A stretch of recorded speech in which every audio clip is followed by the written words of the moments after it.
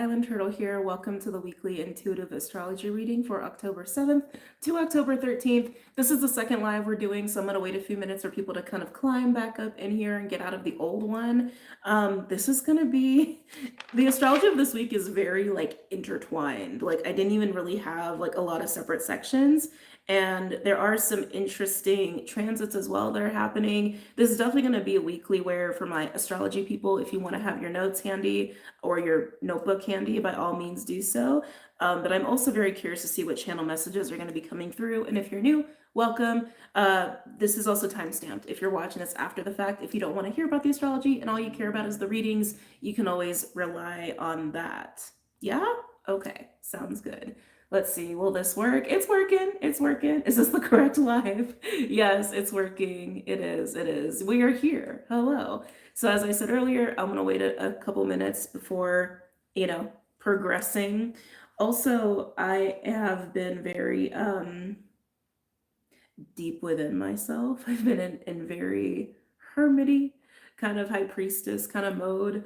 Also why I've been a little bit less active. That's also why I wasn't live on Friday for the Aloha Friday. Some of you may feel like you're in this mode as well. And so if you're wondering like, oh, she seems very like lethargic or she seems very calm, that's why, okay? I'm just getting the timestamp titles ready for myself just to make it easier as we get into it. Oh, oopsie. Astrology. Collective. I think we're doing elements today too. I'm not sure, but I'm kind of feeling it. We'll see how we feel after we go through the collective messages as well. I feel like I need, let's talk about 10. We're going to talk about 1010 a little bit too. That's a very interesting little window that's happening this week because it's actually, I'm getting ahead of myself. We'll get to it. We'll get to it. Okay. Yeah, those look good. I was completely wiped this past week. Your tech issues are due to okay.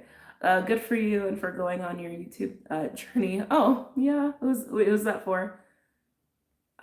Your Cappy, Sag, and Aries readings are spot on. There's also going to be an extra sign reading on YouTube this week because I did Pisces really late. So Pisces is actually going to post this week along with, can't remember, Gemini.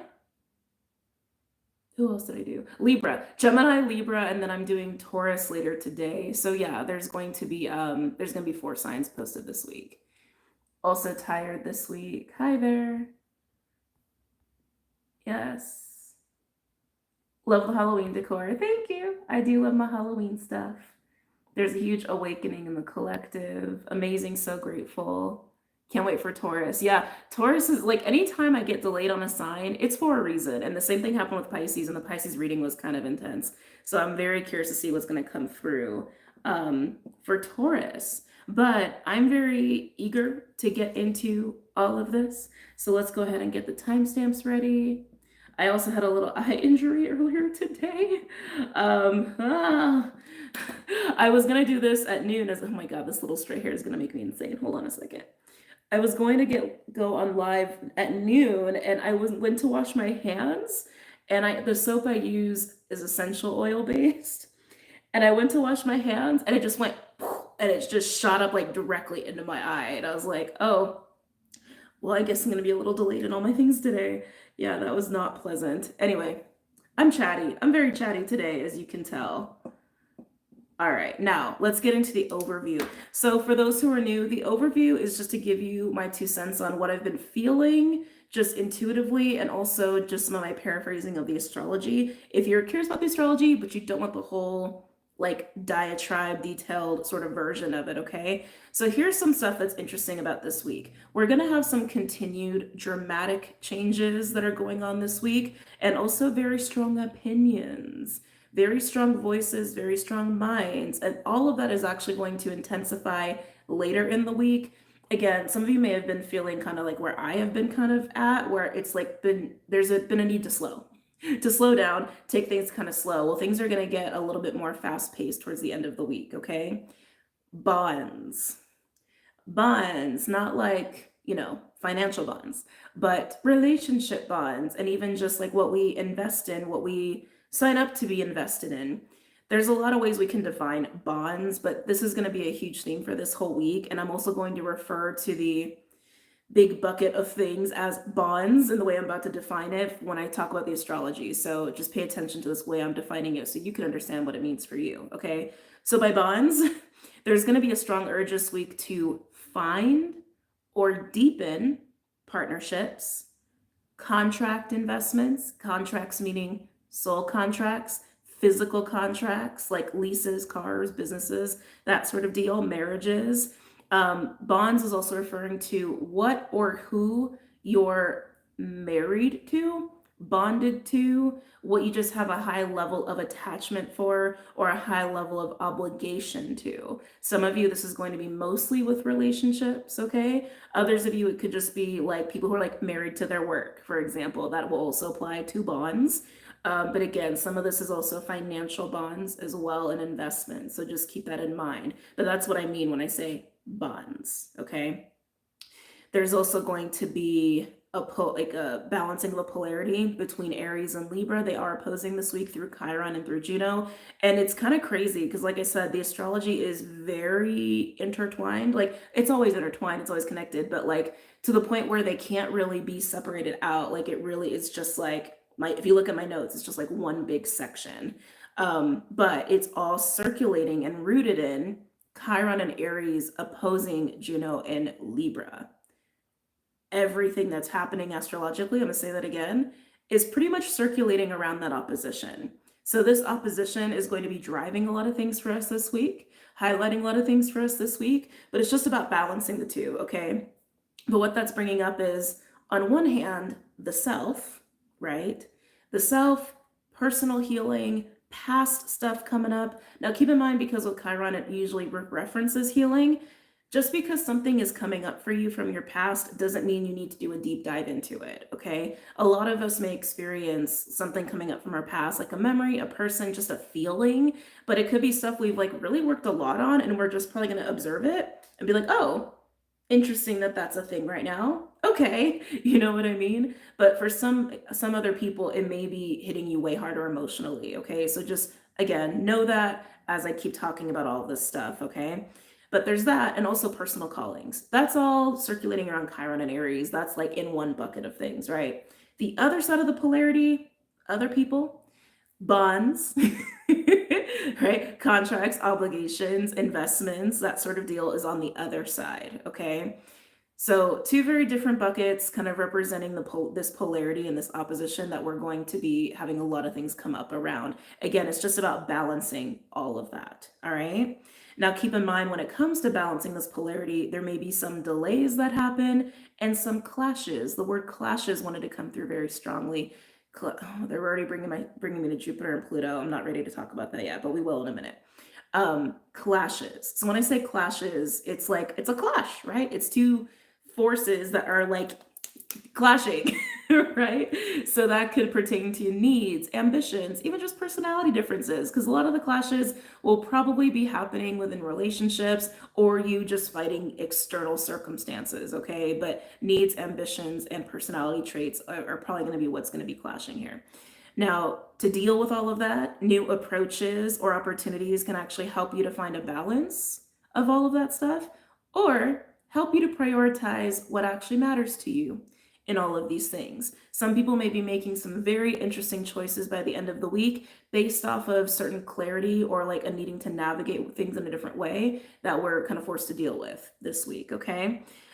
Stay in flow with all of this as well, but stay firm to your ambitions. That was being made very clear to me, and they highlighted, so the trees here in Sedona are very interesting. They were just highlighting the Sedona trees. Juniper specifically, those who aren't not familiar with juniper is actually a really great tree for protection.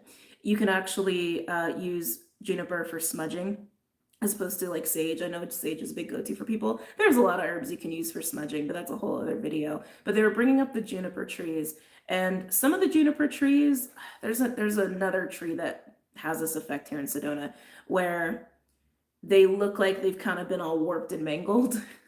But that's what they were showing me, is like this representation of flow with the things that are happening, the delays, the clashes, maybe needing to make a crazy decision to go left or to go right or to adjust here and there, but stay firm, right? Stay firm in you, stay firm in your needs, your ambitions, all those things, but flow and adapt essentially. Now, another couple notes that I want to mention here: avoiding extremism, but embracing the unconventional. Oh my God, I can't speak. I'm sorry, guys. Avoid extremism, embrace the unconventional. Avoid extremism, embrace the unconventional. Okay. Also, taking the high road to avoid competition and combative behavior is also going to be important. There's a lot of energy towards the end of the week circulating around quite a few things, actually. Chiron being one of them, but also Mercury and Pluto and Mars. There's, again, Uranus. There's quite a few things. There may be this like very strong urge to like fight and be defensive and like to stand up for something of yours, right?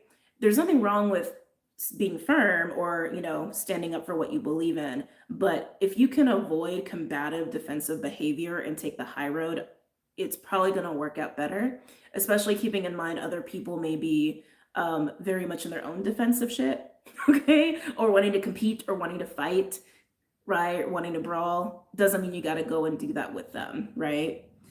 Okay, sorry, a couple other things. I know this is a lot. This is the overview. Like I said, there's a lot of stuff going on. Emphasis on love, sex, romance, intimacy, ambitions, higher callings, truth, and discovery. Keep in mind, there may be quite a few of us that actually sacrifice one for the other in the bucket of those things that I talked about. Again, this is the overview for general astrology, so everybody's going to experience this in a different way. But especially when it comes to our, oh my eye, especially when it comes to our sense of a calling, a higher calling, we may feel a little bit more comfortable, more so by the end of the week, to sacrifice romance for that, maybe, or to sacrifice a contract for that, or an attachment, or whatever. That is going to be very likely for some people. I think that's it as far as the overview. Now, I do want to talk about this little 1010 portal because there are some interesting things going on there. Hold on a second. Okay. All right. Now, 1010, middle of the week. What's happening on 1010 is also the quarter moon in Capricorn. Now, what's really interesting is that on October 9th, Jupiter goes retrograde in Gemini, right before the 1010 portal. And then on October 11th, Pluto goes stationary direct in Capricorn. So I was feeling into this little window from 10:9 to 10:11, okay? Now, the switch of Pluto and Jupiter going more internalized in that retrograde energy, and Pluto kind of coming back out a little bit, emerging, if you will, in the stationary direct energy in Capricorn. Now, I was getting, sorry, so many things are coming in. Hold on. Also, my eye is distracting me. My eye still hurts pretty bad. Pluto, we are in this closure cycle of Pluto being in Capricorn, okay? It's also a cycle of remembrance. So remembrance and closures and severing karmic portals and situations and circumstances and or beliefs. Now, what I was getting is like, I don't want to say this. It's like, because I keep feeling just like a switch. Like, the last few months, there may have been certain desires you've had or urges is how it was coming through of maybe wanting to mingle or try different things or be in a different environment. Some of you may have actually gone and done this and brought some new elements to your life, new people, new situations, etc. And now that you may be becoming more internalized on.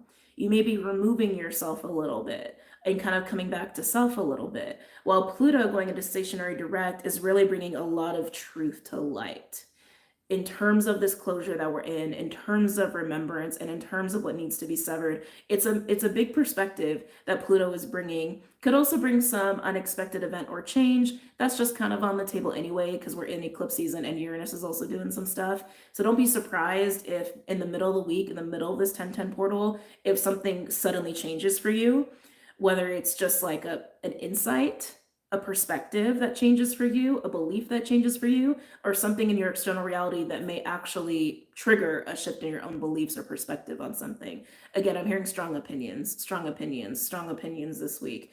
Yeah, so that's kind of what I was feeling. It's like, yeah, what you've been involved in or cared a lot about or desired a lot the last few months, suddenly that kind of is lessening.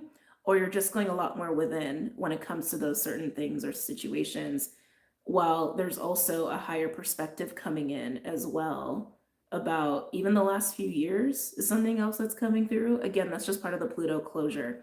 Now, with the quarter moon being in the middle, that's only helping. So when we have quarter moons, it's really just kind of like a milestone, if you will, of, you know, where are we at in terms of like now versus where we were on the new moon or the full moon, right? Whichever quarter moon you're talking about. And because we're still in this eclipse energy, right? Whatever you were experiencing, thinking, prioritizing, having your intentions around on the new moon Libra, even going back to full moon Pisces, because this is eclipse, why not go back far, very far, right? So yeah, I'm gonna say even through September, maybe even a little bit of August, just because August was so intense. But anyway, this quarter moon being on this portal day in the middle of Jupiter going retrograde and Pluto going stationary direct is going to bring some major clarity and insight and time for reevaluation as well. With being in Capricorn, especially the Pluto Capricorn component, right? I feel like, again, it's really tying very closely to this like closure cycle that we're going through. But Capricorn is also about legacy and the future and handing down stability and inheritance and institutions for future generations. So there may be some like very big future thinking that you are also prioritizing around this 1010 portal. There's other implications of the astrology this week that's peaking actually during this window, revolving around Juno and also revolving around, wait, was it Venus? No, it's Juno. It's Juno. It's Juno. Yeah, revolving around Chiron opposing Juno, what we are literally balancing this week amongst all the astrology, right? So I just want to sit this a little bit longer. Yes, so just know that that's part of the portal as well. Chiron opposing Juno is part of the portal as well. It's peaking on the portal day and in the window while we're going through this pulling self back, bigger insights, and for some, very unexpected decisions, very unexpected changes and shifts. Okay? Okay. Okay. Yeah, I just wanted to sit with that a little longer. All right. We ready for the actual astrology? Okay. I am. I hope you are. All right.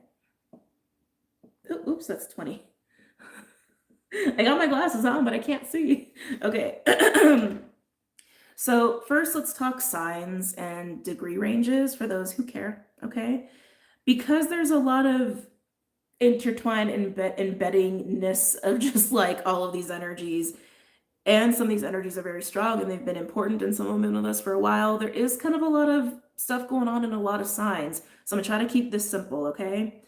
If you just want to focus on like 2 or 3 signs, obviously the Aries Libra axis is going to be the most important because Chiron opposing Juno is dominating this week, is driving this week, and is also part of the quarter moon portal day of 1010. Okay, so Aries and Libra, 20-25 degrees. I would look to those houses for all the shit that could be going down this week. All right. Now, if you have any personal planets or, you know, celestial, you know, in your natal chart, like celestial body placements like North Node or Chiron, for example, in Aries or Libra, 20-25 degrees, you're just really going to feel it. Okay. That's all that really is indicative of. You're really just going to feel the intensity of these energies on a more emotional level. Okay. Virgo is actually really important too. And that kind of surprised me. But when I went through the astrology, I was like, whoa, Vesta and Virgo is just as active as Chiron and just as active as Juno. And they're all kind of doing stuff with each other. So just thought that was interesting. So Virgo, 20-25 degrees, I would also look at.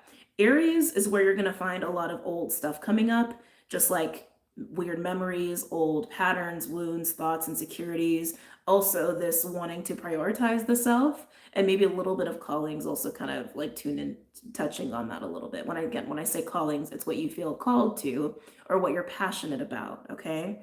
Now, Libra, 20-25 degrees, obligations, partnerships, contracts, investments. Also, there's some creative energy about, but that's, even though Libra does represent creativity, that's not the bulk of where the creative energy is coming from. But everything that I mentioned for Libra, 20-25 degrees. Now, Virgo, 20-25 degrees is where you're going to really feel the doors opening so to speak, as far as what you feel called to, what brings you a sense of fulfillment, or what brings you a sense of purpose. That could be something major or minor. Everyone's different. Some people find a lot of purpose in just chilling at home. Some people find a lot of purpose in having a garden. Some people find a lot of purpose in a career dedicated to helping people, right? It's going to be different for everybody, but just know that that's happening there. Now, Cancer and Scorpio are worth looking at. If you want to keep it simple, I wouldn't look at them. Excuse me. But they're doing a lot too. Not as much as Aries, Libra, or Virgo, but they're pretty active. Mars being in Cancer and Venus being in Scorpio, also both 20 to 25 degrees. That degree range seems to be where everything is happening this week, 20 to 25, just to reiterate it. But with Venus and Scorpio and Mars in Cancer, that is where there's going to be a lot of desire or craving or emphasis on ambition, competition, combative behavior, love, sex, romance, intimacy, wanting to deepen bonds emotionally on that kind of a level. That's all happening in those houses, and they are working together. Okay. All right. I just wanted to get that out of the way. Now let's dive in a little bit deeper. Okay. Actually, I'm going to do a new timestamp for this. That was like, yeah, signs, degrees, and then the actual astrology. Okay. Chiron opposing Juno. I've kind of already talked about it, so I'm not going to beat a dead horse. But again, there may be a feeling of being torn a little bit from the Aries stuff versus the Libra stuff. But with the Chiron component, it is a lot about the past stuff coming up, whether you've worked through it or not. If you've worked through it, it's not going to be super intense. If you haven't, it might be really intense. And you may feel torn like about investing your time and energy into yourself or into dealing with some of those things. Or on the Libra side of things, you may feel torn to support other people, give time to your partners, give time to your obligations, or even certain opportunities contractually might come up for your attention at this time, and maybe you don't know if you could actually do it, right? So it's just about balancing those things. Now, with Chiron and Juno and Vesta, like I said, they're all active and they are all kind of working together. All of them are aspecting Jupiter, all of them are aspecting Mars, and all of them are aspecting Sun and Mercury at different points in the week. That's a lot of activity. It's a lot. And like I mentioned, all circulating around Chiron and Juno, but Vesta is definitely in the mix. So what does this mean? Well, the fact that Jupiter is in Gemini and Mars is in Cancer, that's a really great thing because they are neighbors, right? So even though they're doing very different things with Chiron, Juno, and Vesta, they are in a way bridging the difficulty that they're both creating in their own separate realms within the opposition. I know some of these words may be over some people's heads. Hang in there with me, okay? But for those who study astrology, I think you guys are getting it, okay? Now, while there can be an assist from Jupiter when it comes to Chiron and Juno, because Jupiter is in a sextile and a trine with Chiron and Juno, Jupiter is also square Vesta, all right? So either way, I think Jupiter is helping here to make things a little easier, a little bit more optimistic in terms of balancing Aries and Libra, balancing the self and other people, especially if your own shit comes up and you're not sure you have time for your obligations or for other people. I think you're going to figure it out, especially with Jupiter being square Vesta, even though it's like not super great, it still gives potential success if you're willing to try different things, especially Jupiter being in Gemini, kind of leaning into the ability of adaptability, right? And you know what? Okay, this approach isn't working. Maybe if I adjust this. You know what? I haven't tried this yet. Let me try it this way. You know what? Let me rearrange my schedule a little bit. Maybe if I do this in the morning or this at night, whatever, right? You can figure it out. Now, the Mars component is funky, but remember, Jupiter and Mars are talking, they're neighbors. Like, this is going to be easier than it sounds, okay? Mars is actually square Chiron and Juno, where Jupiter's helping. Mars is square all of that. And Mars is sextile Vesta. That Mars sextile Vesta feels really good to me. Again, it just feels like there's a lot more ease coming with understanding and navigating and planning around what's fulfilling to you and your own personal callings. And that also seems to be kind of across the board, even with the Jupiter square Vesta component. So no matter how hard it is to balance the polarity of Aries and Libra and all that comes with that, it seems that there's going to be just an innate benefit to navigating our callings and our personal fulfillments. But the Mars square Chiron and Juno, that brings the clashes, that brings the delays, that brings jealousy, insecurity, fighting, combative, conflict. It's just like unnecessary fighting other people. But you could also feel this way about external circumstances that are out of your control, right? You may be like living life, doing your thing, and then suddenly something happens and you have to stop everything and go and take care of it. You may get very frustrated, but the delays are happening for a reason. So just flow with it, right? It's showing you something you couldn't see otherwise. When delays happen, that's just all that's happening. It's allowing you to see something in a way that you couldn't before. It's allowing you to stop, to feel, to think, essentially. All right. Now, I'm getting something about people here.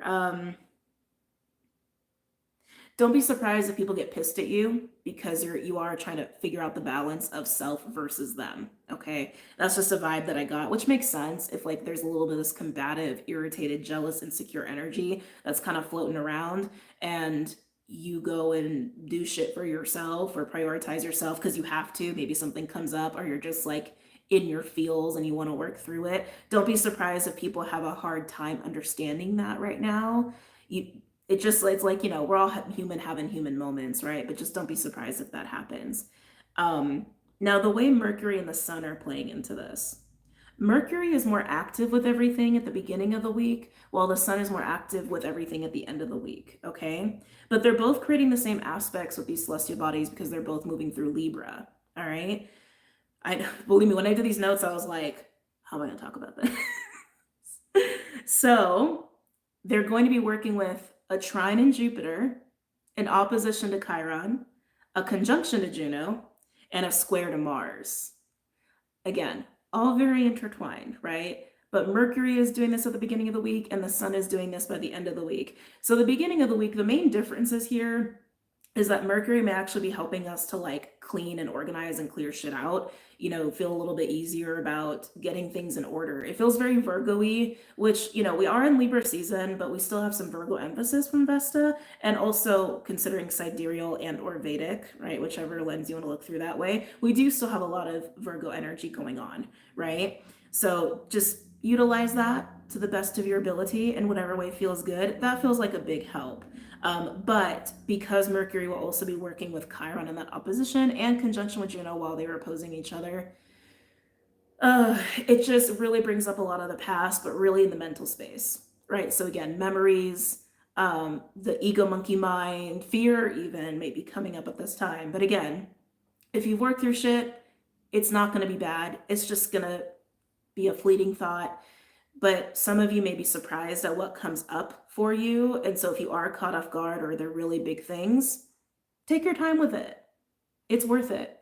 Yes, you may feel like there's other shit you have to do, that it's not about you, but this is about balancing that with yourself, right? That's what this week is about. Now, the square to Mars. The way Mercury is doing this, again, this is all beginning of the week. That is impulsive, risky, kind of, and I said these things in the paraphrased overview. Don't rush. Don't take any unnecessary risks. It's not worth it this week. We may have Uranus on board. We may have Mercury and Mars doing shit, but it doesn't mean risks will pay off. Okay? Definitely try to pace yourself and try to flow with your own desires, and then also anything that's happening that you're needing to navigate, but like really, really don't rush things, especially in the beginning of the week. But that could also bring about irritated, frustrated, combative energy as well. All right. And with Mars being in Cancer, it's also emphasizing connection of tribe and family and like domestic life and harmony and our own emotional stability. So a lot of this will be very emotionally driven, all right, and kind of emotionally intense. So just letting you know that. Now, as we shift out of that and go towards the end of the week, what the Sun is doing, really amplifying that Mars energy of the competition, because Sun is more about the ego, right? It is more about just these kind of innate states of being, while Mercury is way more about the mental space. So in a weird way, it kind of amplifies the passion behind competitive behavior and combative behavior. So just know that that's really strong by the end. And also with the Sun being in Libra and also starting to work very closely with Juno by the end of the week and in the opposition to Chiron, that passion and desire for partnership for connection will be even more amplified. Okay? Okay. Now, how does Venus play into this? Venus is trine Mars all week, but actually strongest on October 8th, which is actually tomorrow. The grand water trine that was happening between Venus, Mars, and Saturn has now kind of fallen apart because, they've moved on, moving on to bigger and better things. But Venus is still in a tight trine with Mars, even though they're kind of leaving Saturn behind. That's because Saturn is retrograding, and it's kind of stuck at like 13 degrees, I believe, in Pisces. Anyway, not important. So when you have Venus trine Mars, it's always a good thing. It's always a good thing. But with them being in water signs, Scorpio and Cancer, this is going to emphasize intimacy, right? Intimacy with family, intimacy with romance, intimacy with friends. Definitely more like romance and family, like people that you want to really deepen your bonds with, or like really create a strong sense of tribe and community with. But the bonds, like the word bonds kept getting like reiterated to me over and over as I was doing my notes. Because Scorpio, let's be real, Scorpio has that kind of attachy, possessive kind of quality. Let's just call a spade a spade. And yes, Scorpio does prioritize loyalty. Scorpios are highly loyal, but they do have this like mine, mine, and I'm not letting go. Cancer has that too, not to the same degree as Scorpio, but Cancer has that too, right? And again, Cancer emphasizes the family component, while Scorpio kind of emphasizes just the like mine component. So bonds, it's really emphasizing bonds, but also is really going to help a lot with creativity and also anything that needs healing, right? Because Scorpio and Cancer both kind of dabble in that, especially those Chiron activity that we have. But something that Venus is doing by the end of the week that's kind of interesting is that Venus is sextile Uranus and Venus is sextile Vesta by the end of the week. Hold on. When I'm not looking, you're rambling. Wait, read it in or I'll be gone. Oh, I see. Thank you, Marcy. Thank you. Appreciate you. Thank you. Thank you to all my moderators, by the way. Can we give them a hand? Like they've really got my back. Like doing lives on YouTube. Sorry, a little tangent. We're coming back, I promise. But doing lives on YouTube, when you're channeling and you're trying to stay on task, and then you get like trolls in the chat or whatever, it can be incredibly distracting. Incredibly distracting. So I greatly appreciate them. And plus they make it a better experience for other people. So thank you guys. Appreciate you. Okay, moving on. So by the end of the week, Venus will be sextile Uranus and sextile Vesta. Vesta coming up again. Here's what's kind of cool. So while Venus working with Mars is kind of amplifying the intensity and desire and emotional exchange of bonds, right, and bonding, sex and romance highly aspected here as well. So if you're single and you're dating, this is a great time to date. This is a fun time to date. Just put it out there. All right. But, oh, why did I say sextile Uranus? It's opposing. Sorry. I was doing that a lot today. Venus opposing Uranus. Here's what's kind of interesting and kind of funky about that. It can create a lot of excitement around, spicing up your love life, or even spicing up your financial life, or even being a little indulgent, or maybe even wanting to be risky. Again, risks, not highly aspected this week. Not. Avoid, just want to make that clear. Impulsivity and risky behavior, not well aspected, okay? But if you are someone who enjoys unconventional relationships, this is a really awesome support. It supports unconventional, atypical ways of bonding and connecting with people, right? Is Clyde around? He was actually making a record. Oh yeah, he's right behind me. His little fur patchiness. Hold on. Hey buddy. People want to say hi. He's like, I'm sleeping. You should have seen him. He was bouncing off the walls earlier. And I was like, how am I going to get him calm for the live? Because he's all over the place. He was throwing things, jumping on shelves. But yeah, Clyde's here. All right, coming back. What counts as unconventional? Again, social norms, right? Social norms these days is marriage. You buy the house, you have the 2.5 kids, and you do that at a certain time period, and then you're in that for the rest of your life till someone dies. That's highly conventional, right? Unconventional is we're married, but we live in different states and we love it, right? That can be a little unconventional. So that's what I mean by unconventional, just away from societal norms.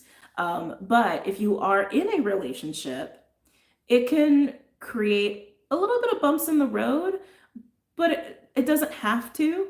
It doesn't have to, especially if you're in a healthy relationship. This could actually help to deepen your relationship and also add some new spicy elements to your connection.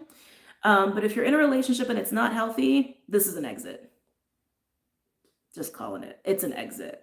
Because Uranus is basically challenging Venus to do different things, get out of the box, or even just be very bold or very rebellious, right? And I think I saw someone mention affairs. Yeah, affairs can happen when Venus and Uranus get involved, especially in an opposition or a square, but they don't have to. Free will choices and all, right? And communication will also be a help here. But at the same time, Venus is sextile Vesta, right? Vesta, again, is that source of calling and fulfillment, the sacred flame, if you will.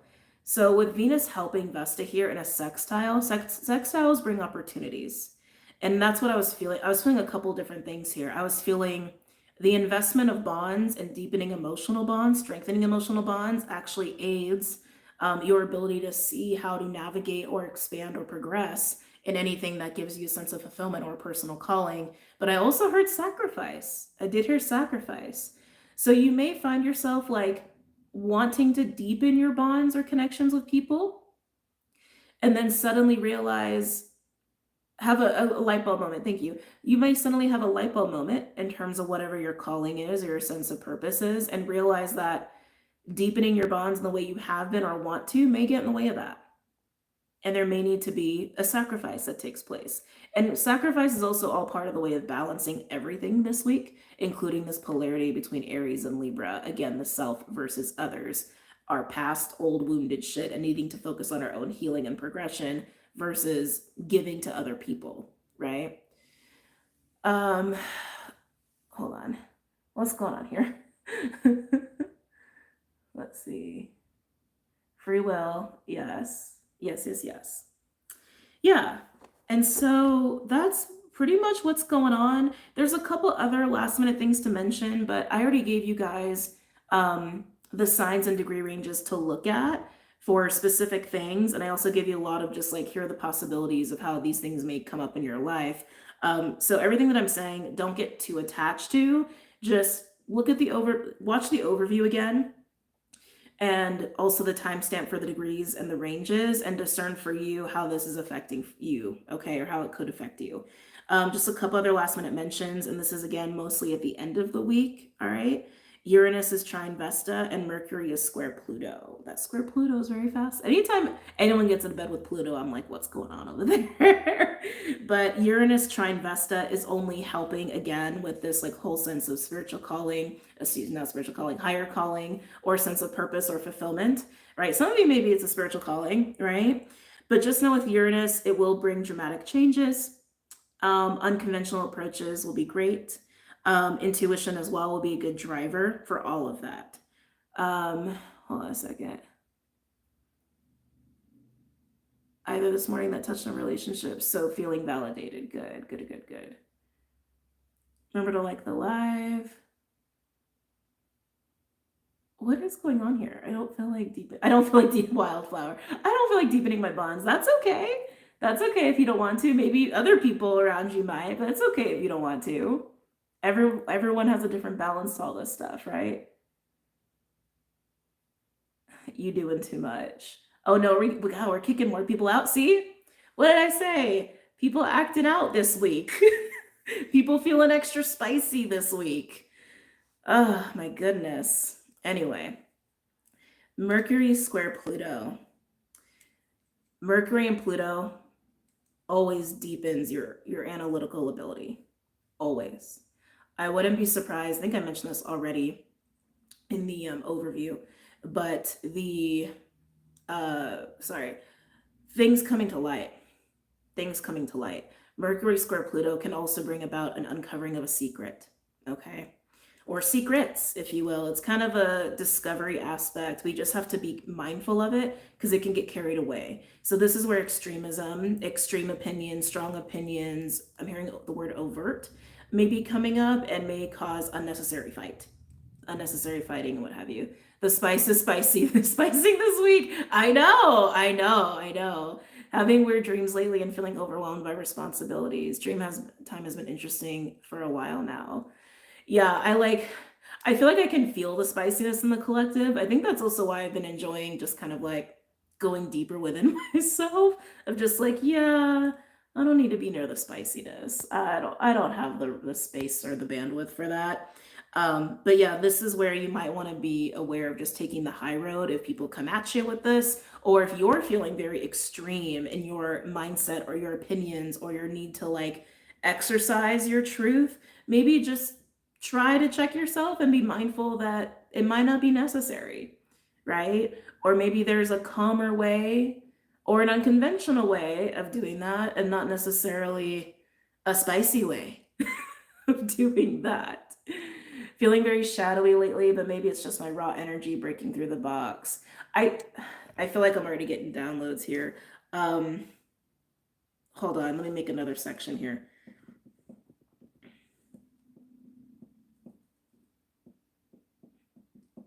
Okay. I'm like, they're literally showing me like animal, animal. Some people may be getting very well, not well, oh, I'm not gonna say that. Okay, let me back up. Hold on. Sorry, guys. Our primal desires, right? The inner animal may be coming out because there's a need to get reacquainted with it. There we go. That's how you say that. That's how you say that in English. That's how you say that so people can understand. The inner animal may be getting very agitated and very restless. If there has been a pattern or history of ignoring your inner desires, your primal desires, they're going to be coming home to roost this week. And that also plays into the Libra eclipse energy that we had, right? Because the new moon Libra eclipse was very tightly conjunct Lilith, and that's what Lilith does. There's not too much Lilith activity this week, but we're still under that eclipse energy, right? And also with Chiron kind of like really highlighting and activating and shaking up our like deep crevices of memories and fear and wounds and shit like that. That's also going to shake up your inner animal, so to speak. So some of you may be feeling highly sexual. Some of you may be feeling highly angry and just restless and agitated. I really want to encourage you to just take some time to get to know that inner primal self. It's part of being here. It's part of who we are. And people who may be lashing out a lot this week, they probably just don't have a good relationship with their inner animal. And it's a window to do that. I'm starting to think this is mostly what Chiron may be bringing up for us. While there could be some emotional things, it could just be that as well. Like, how well do you really know yourself? Your desires, your urges, your impulses, your passion, along with all the other aspects of yourself. How well do you know that side of yourself? There's nothing wrong with that piece of us, but we've had so much conditioning for hundreds of years actually at this point in our society of how taboo those things are, how not okay those things are, right? Whether it is just sexual or it's just an expression of your inner animal, right? But we are animals, right? We are animals, and it is what it is. Some of you, how do I want to say this? Some of you may find yourself wanting or craving things that you deem as bad. Okay. Maybe you want to go out for a drink. Maybe, maybe you just are really feeling extra sexy and you're like, I need to be engaged in that sexiness with another person. I'm like trying to find ways around the whole YouTube stuff. But maybe you're telling yourself, no, it's not good, or no, it's not like in my divinity to do that. It's telling you something, right? That's your inner animal telling you something. That's a very hungry inner animal saying, I'm hungry and you have not fed me and I need to be fed. Figure out how to feed me. It's basically what that's saying. Okay. So I'm just like, sorry, the catching Chrissy was just kind of surprising to me. Chrissy's been around for a while too. So I feel like that just came in at the right time along with this like channeling here to just really illustrate, right? When we start acting out like that, it's because something is going on with our inner animal, okay? And it's not bad, it's not wrong, it's just an indication. So if you're feeling this with yourself, take some time to be with your inner primal animal. Maybe go howl at the moon. Maybe dance.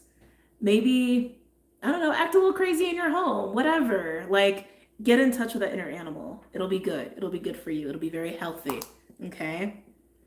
While we are here to grow and learn and experience, and while the, being involved in spirituality has a lot of messaging around needing to be high vibrational or pure or whatever, those things are fine, those things are great. We should be allowed to be human at the same time, right? I think it was just excess. She didn't mean it to be wrong. It's okay. It happens. It's okay.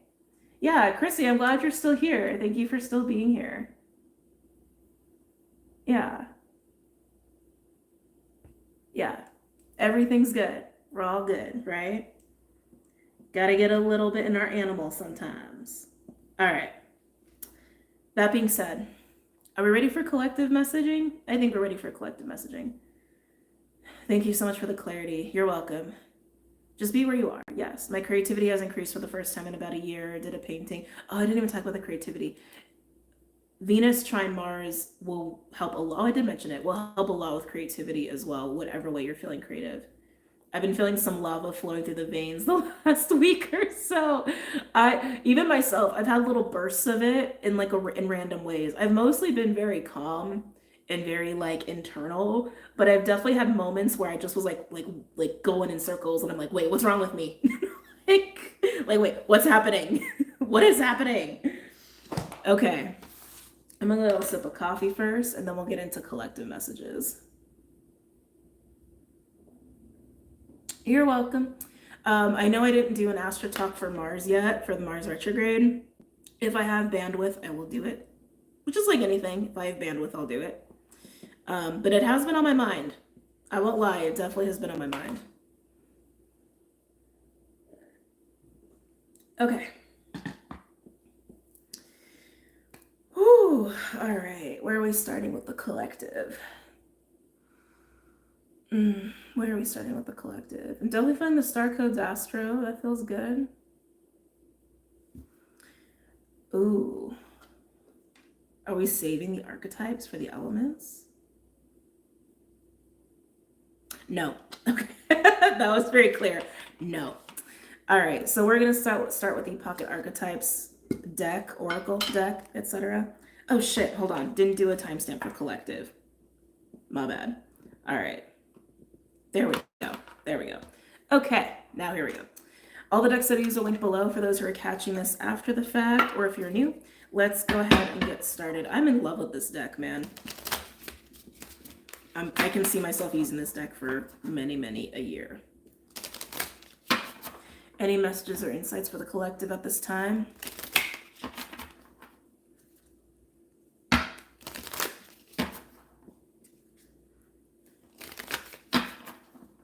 Any messages or insights for the collective at this time?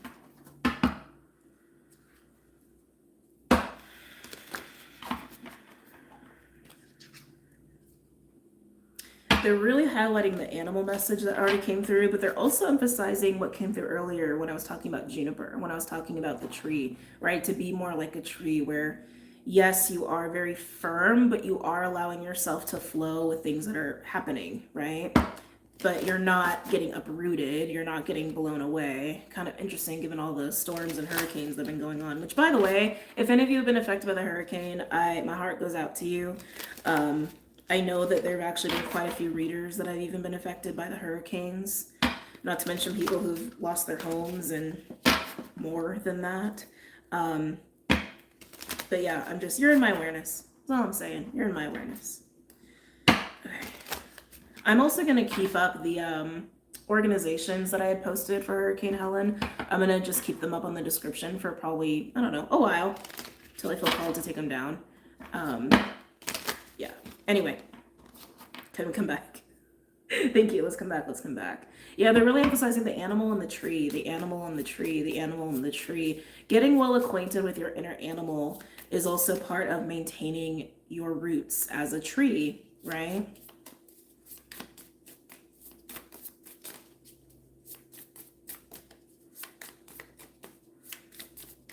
Any messages or insights for the collective, please? for this week, October 7th to the 13th. Whew.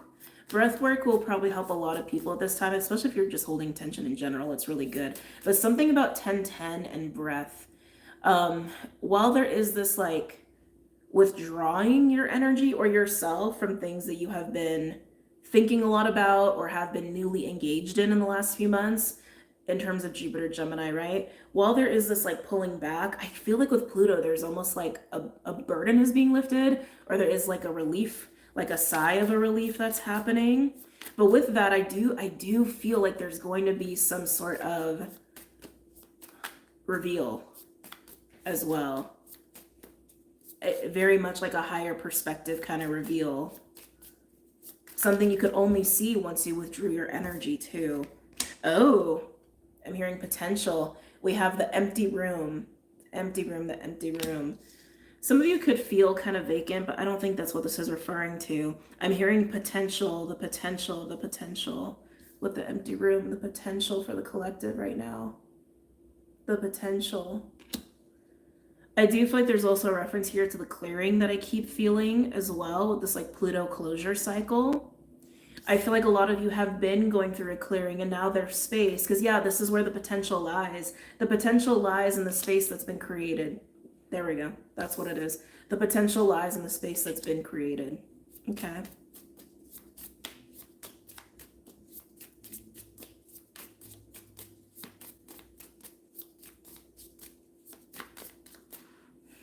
Hold on. The space that's been created, I do feel like a lot of you there, this is also relationship wise. There's a phrase that wants to come through here, but like I can't quite grasp it. It's more of a feeling, but I can feel words trying to come through here. Like if you withdrew your energy from certain relationships and you created space, some of those people might have filled their space that you created. Does that make sense? Like if you took space from somebody, there's a vacancy there, right? And you may have been surprised at how fast someone filled that vacancy or filled that space, which only shows you something about them, right? Shows you something about your relationship to them. That just wanted to be said. Can I get another, please, for the collective at this time? Potential in the space that's been created. Ooh. Apocalypsis. Okay. If we needed any indication on a clearing that this is referencing, here it is. Apocalypsis is very much that death clearing sort of energy. Yeah. Potential lies in where space has been created. Right? Like literally the difference of kinetic energy and potential energy. I keep feeling a breath here. I keep feeling a breath. There may be like some major towers that happen for some people around 1010. It would just speak to the nature of this. It would just speak to the nature of this. You can put whatever you want in the empty room, right? The empty room is just representing that there's a vacancy. There's a vacancy that you have created or is being actively created this week. You'll know how that applies to you. But you can fill it with whatever you want. Whoever you want, right? Some of you may not know until this week how much space is actually available to you.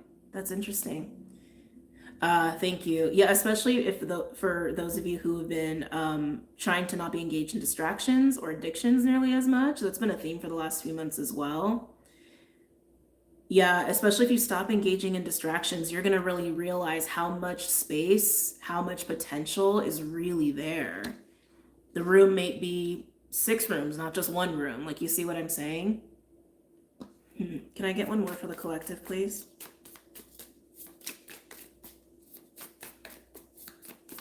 Can I get one more for the collective?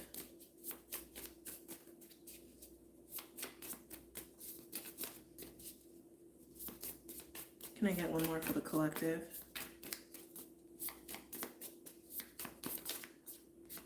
Oh, Jesus. This card has been haunting the collective, I swear. I feel like this card has come out in like so many of the weeklies and the Aloha Fridays and the sign readings. And it's still here. The mask. The mask. The mask. Yeah, I keep getting like with the potential and the vacancy that's there that has been created or is getting or is being created. You couldn't really see it before. You couldn't see how much potential is really there. You couldn't see how much space, how much time you really have available to yourself. But again, some of you, this is only happening this week. Some of you, it has already happened, but you're only seeing it now. Very interesting. For those where the space is being made now, is being cleared out now, that's definitely some sort of like falsity, some sort of attachment. Thank you. Yeah, it's an attachment. Some sort of attachment that you're letting go of. And you're going to make space for other things. That came out for Gemini. Clyde is sleeping behind her. Yeah, he's chilling. Hey, wow. Yeah. All right. Let's move on. I'm going to go with the Star Codes Astro Oracle here.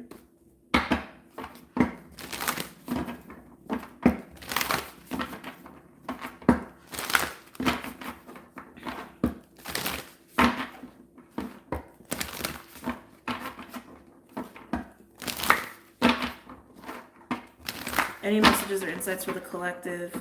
Picking up on something else here. I'm just waiting for all of it to come forward.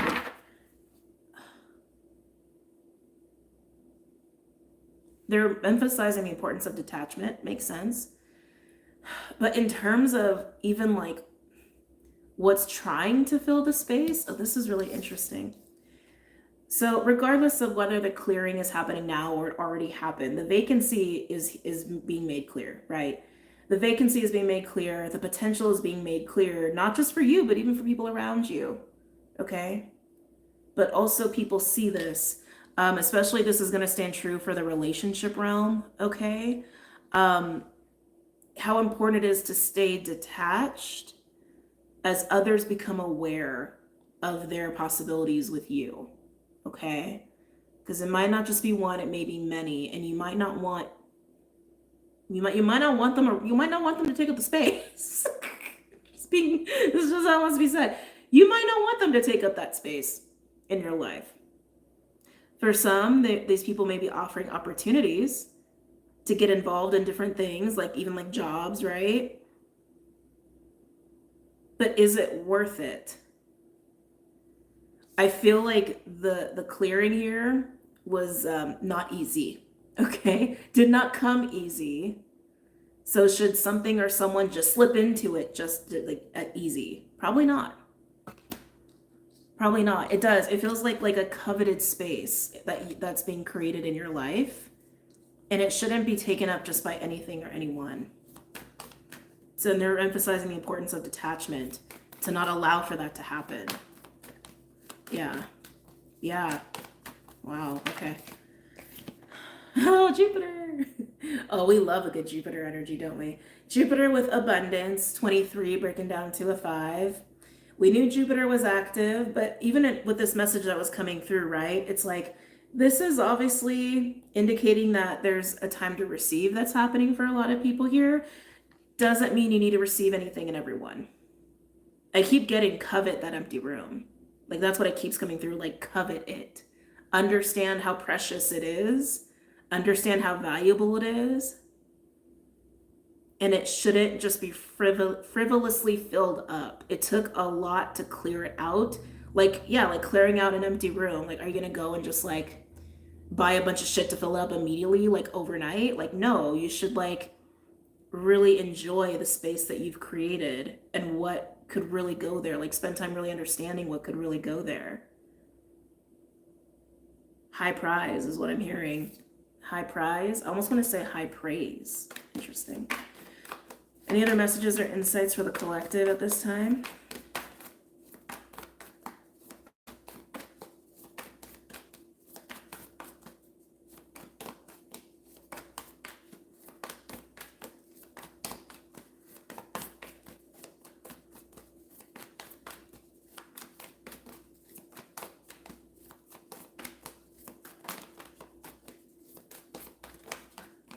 Let's see. Pisces. Oh my. Pisces coming in here. 12 breaking down to a 3. Oh, why does this like feel so charged? It feels very like, it just feels like electric. with Pisces coming in here. Pisces is intuition, it's emotion, it's flow, it's water, it's creativity, it's romance, it's also love. It's also love. Again, I keep feeling like there's a high prize that should be placed in the empty room. There's a high prize that should be placed in the empty room, something that really calls to you on a soul level, which is also Pisces, something you have a lot of love for, something that maybe you also just intuitively know should be there. Thank you. Some of you, that is the case where you intuitively know what you want in that vacancy. If you even want anything in that vacancy, some of you have a strong intuitive knowing of what should be in there. And as you are witnessing different options, possibilities, relationships, etc., that want to be in that position, using your intuition to gauge that is going to help you a lot. And some of you may just leave the room empty. Some of you may realize that it actually feels good to have that room empty. Yeah. I like it. It's like there's such a high level of respect for self and for the container of your life, the pieces of your life here. And you know it. And you know it. There's also a knowing of like, I'm not just going to give my power away. Some of you, there's an element of that. I'm not just going to give my power away so easily. I'm not going to submit so easily. I'm going to really take my time with this. Remember what I was mentioning too, especially at the beginning of the week, that there's an emphasis on don't rush. Don't rush and don't be risky. Yeah, this is very slow and very patient. Can I get one more, please?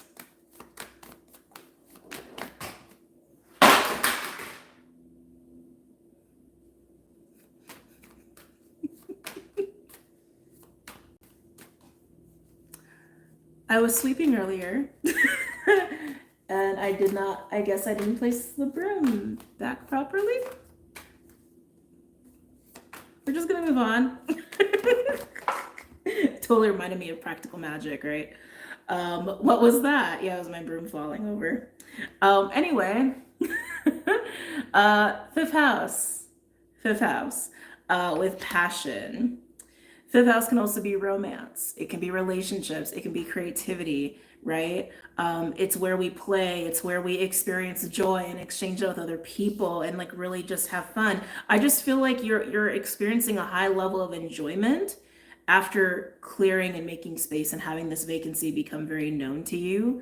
And you're just enjoying it. And I just feel like some of you are just going to covet that vacancy, covet the space you've created, and just kind of revel in it. Some of you may decide to fill it, right, with something that is really passionate. That could literally be a relationship. Some of you, it's definitely going to be a relationship. But I just see high levels of enjoyment here. Yeah, high levels of enjoyment. Very nice. Let's see. I haven't caught a live in so long. I love you. Thank you for your messages. Oh, thank you, Diva. Thank you. Thank you. Total confirmation. Yeah, I was like, I heard it sliding and I looked over and it was like, oh, huh. Things have been very active over here for me lately. But it's just kind of part of how my life is, especially when I go really deep within. Hold on, let me get a little sip of coffee and then we'll continue. Especially when I go really deep within, I find that it pulls my team even closer. And it makes things way more active the deeper I go, like just in my environment and in my house. You should have seen me going out in public, like here and there the last few days. Oh my God. When I'm in that state, like people just have a very like jarring reaction to me, and also and same in turn, because I'm also very sensitive when I'm in this space. So if somebody gets like physically near me, I feel them so strongly before they're even actually close. So like I had to go, sorry, little story time. I had to go to the grocery store maybe like 3 days ago or so. And I was like super sensitive, but I needed food. I was just literally out of food. So like, damn it. Okay, I'm gonna try to go when there's like nobody there. So I tried, and I kept like, yeah, it was a very just jarring, jolting experience I kept having as people got close to me. And they also, again, reacted to me just as oddly. But anyway, not important. Not important. Just rambling here. Any other messages for the collective before we move on? I do kind of want to clarify this Jupiter Pisces fifth house vibe. There's something else going. I'm just listening. They said I don't have to. I kind of want to. I want to. They said you don't have to. All right, I'm arguing with them. All right. They said you should just move on. So we're moving on. Okay. Whatever. All right, moving on to elements now. Who is going first? Wait, I feel like I'm missing a deck. Hold on a second. That's so weird. I'm not missing a deck, but I feel like I am. Haven't had this feeling ever before. Anyway, not okay, whatever. It's okay. We're just moving on. All right. Air, fire, earth, or water.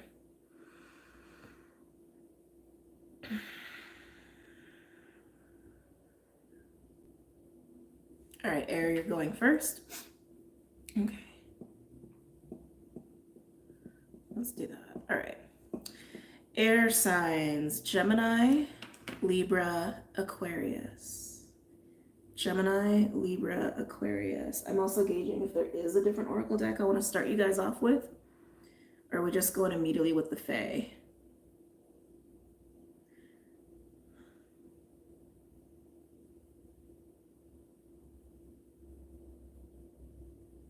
We're going to start with the Priestess of Light. That's what we're going to do too. I feel the same way. 23 over here. Wait, you're 23? Man, to be 23 again.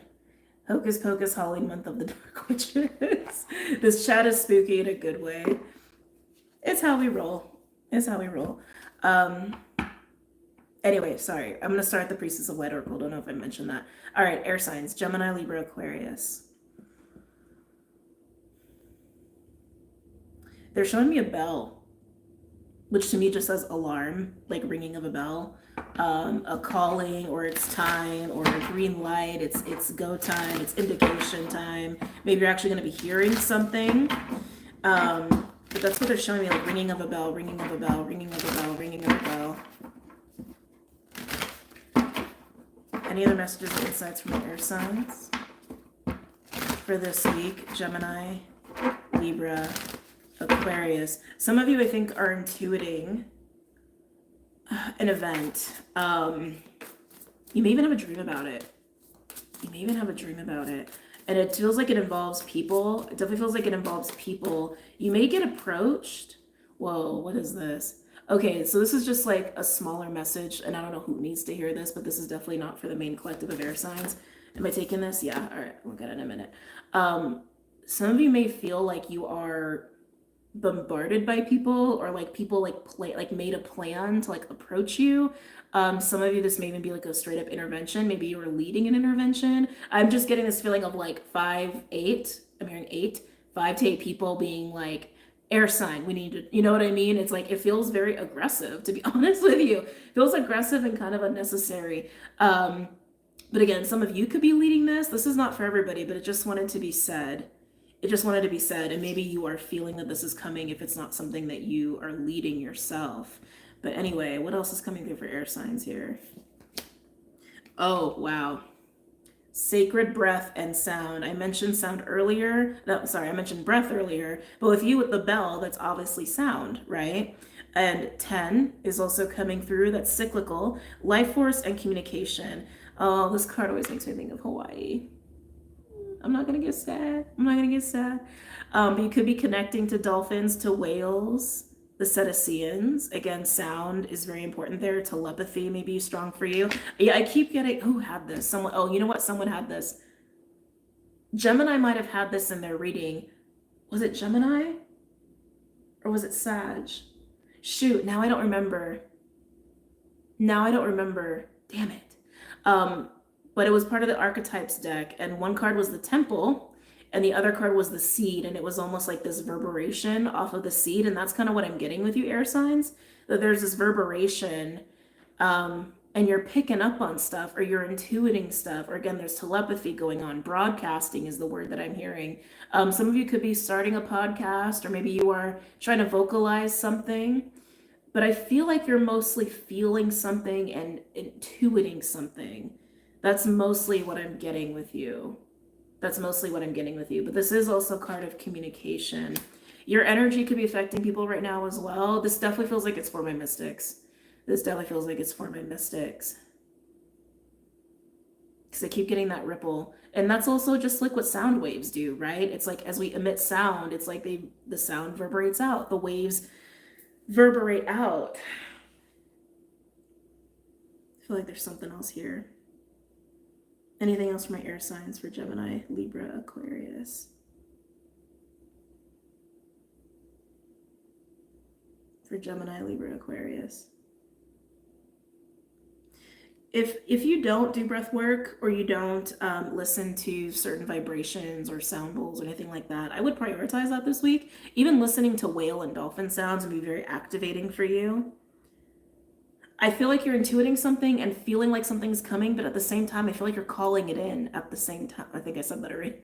At the same time. Yeah. Yeah. It feels like a call. It feels like a call. Could literally be a phone call. Literally be a phone call. But it does. It feels like a call that you or someone else is putting out. Whoever's putting out the call, it's being answered, is how it feels to me.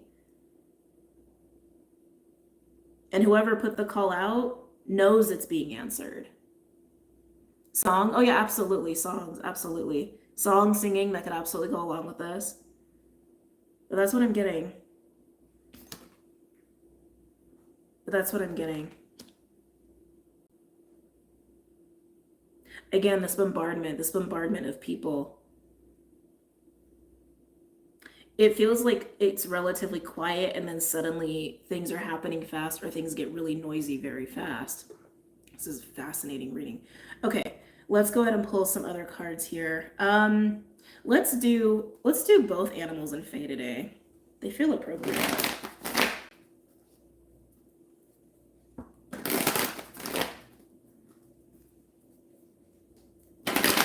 I'm getting messages to music too. Both are different things. On a more like 3D practical level, I'm trying to be better about that. Trying. Some of you, this could be as mundane as maybe you called someone, or you submitted a resume, or you put something out there hoping that it would be answered or someone would respond. The response is coming. Okay.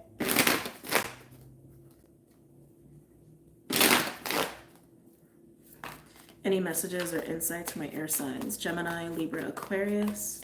Using the Wild Unknown Animal Spirit deck for those who are new. Whoa, whoa. Oh, I knew that was going to come out. Firefly. Yeah, it's like, this is like sparks, right? It's like sparks. It's like fire, but I keep getting it's more sound waves. Like legit sound waves. It's really more of what I'm getting for you. Firefly is a catalytic energy. It's literally the spark of inspiration. It's a very muse-like energy, and also speaks to a time where there's a lot of vitality and like fast-moving energy, but it's fleeting. I don't think that's what this is relating to. I keep feeling like emitting waves, putting out a call, and it will be seen, it will be answered. It will be heard, not seen, it will be heard. It'll be heard and it will be answered.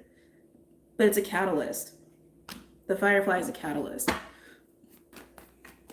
Any other messages or insights for air signs?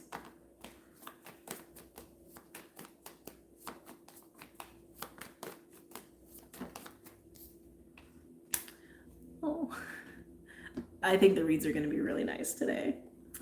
Very soft. Look at this. Look at this soft deer coming through for my air signs. Deer is the feminine principle.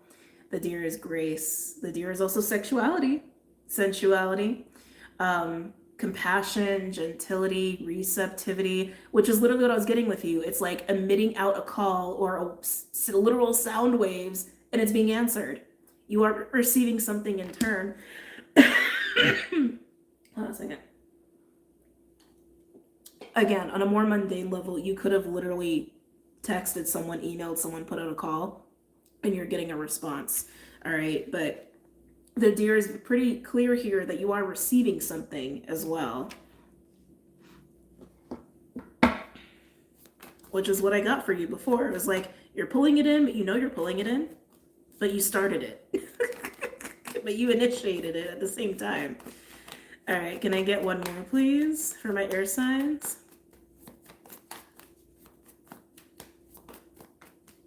Can I get one more for my air signs? Oh, it's coming in fast. And that's kind of what I got too. Like it's kind of quiet and then suddenly it's noisy or suddenly busy. Look at this. Cheetah running. Wow. Cheetah is actually masculine energy. It's literally the yang in the deck. Elk is technically the divine masculine principle in the deck, but cheetah specifically in the book is like yang energy, the power of the sun. The cheetah to me is like 8 of Wands kind of a vibe. And that's just how fast it's coming your way. Whatever this is, the response to an email, a text, a call, a response to a manifestation potentially. Yeah. And I feel like I feel like you know what's coming. And it's just coming really fast. High levels of passion may be wrapped up in this for you as well. High levels of creativity may be wrapped up in this for you as well. Like if this is a relationship, there could be an intense sexual component. All right. What's coming your way could also speak to your passion or speak to your creative desires or skills. But it's coming. It's coming quick. Let's look at the Fae. See what the Fae has to say. Oh, the way, oh my God, thank you. I didn't even, yeah, look at that. Like more like sound waves, right? Like sonar. Which dolphins, right? Dolphins, whales, that's their deal too. Anyway, any messages or insights from my air signs? It's feeling very watery, which is funny because we don't have any water cards here. And we are talking a lot about sound, which is not water, but I'm feeling a lot of water all of a sudden. Can I get a card for Firefly?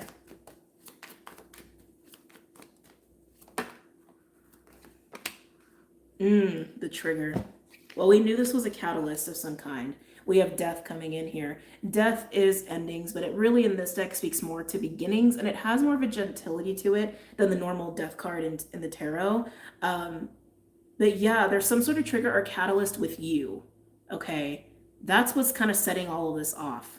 There's some sort of trigger or catalyst with you, within you. Again, even if it's as mundane as sending an email, a text, or making a phone call, all right? But it seems to be coinciding with definitely some sort of an ending or wrapping up of just of something that doesn't need to be in your reality anymore, okay?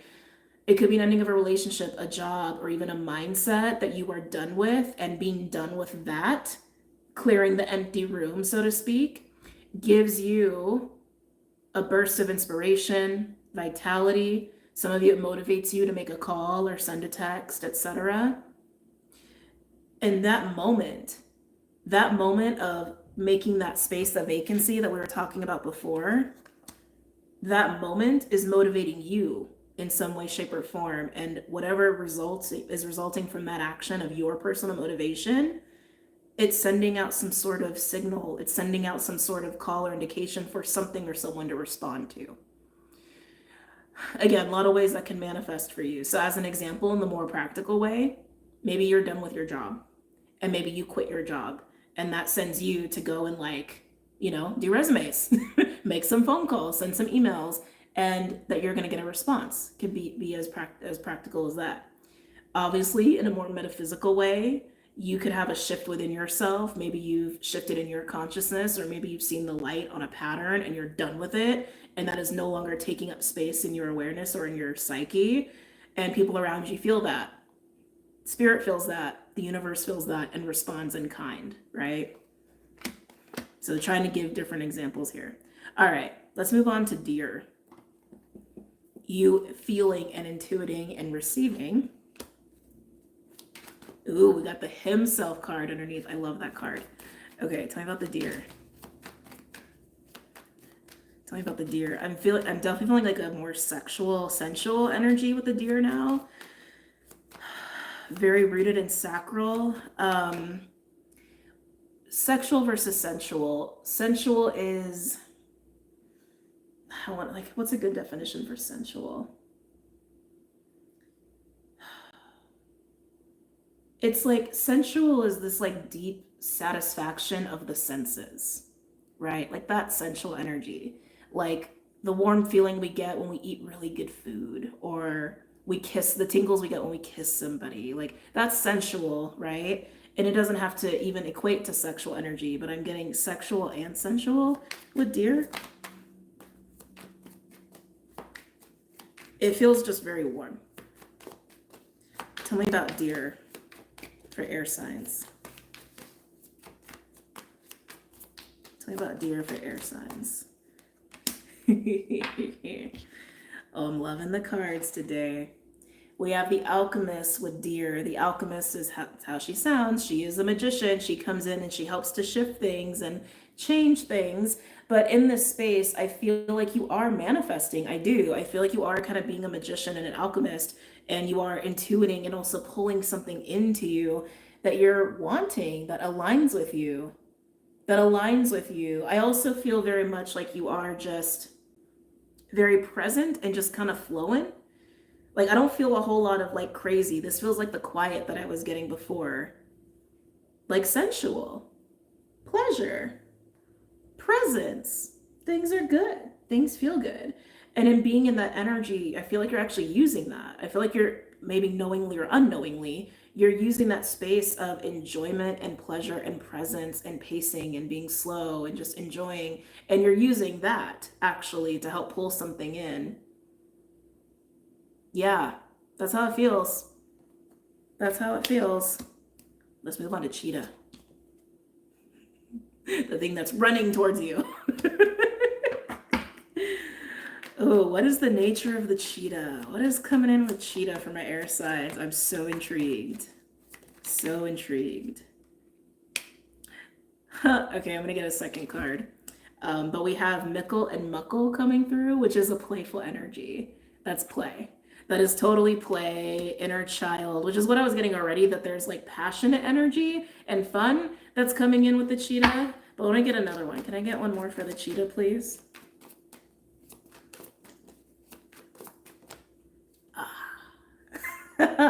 I knew when I saw him at first, I was like, I think he's going to be coming up for air signs himself. That is also very intensely sensual and sexual. It's literally the procreative force of nature, specifically masculine energy, which again, coming in with cheetah is also not surprising, but that's what it is. It's a sensual, procreative, sexual, intense, mana-like force, okay? That's what it is. That's what it is. So all of this is very passion, play, sexual, co-creative, seductive. That's what's coming towards you, and you know it. You know it, and in a way, you're making it happen. You triggered it to happen. And it all started with the space that you made for yourself. Whatever clearing has taken space for you, whatever clearing has taken. Oh my God, words just escaped me. Taken place for you. Why was that so hard? That was very hard. Okay, let's get some tarot out here. I'm actually going to use the, unicorns. Yeah, we'll do unicorns. We'll do unicorns. Okay.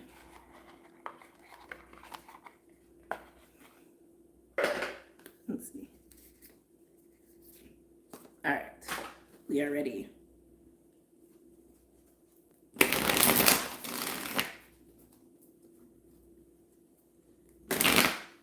If this is work related, whatever job you're getting looks fun. Whatever response you're getting work-wise looks very fun. I feel like most of you, this is not work, honestly. I feel like most of you, this is people or a person.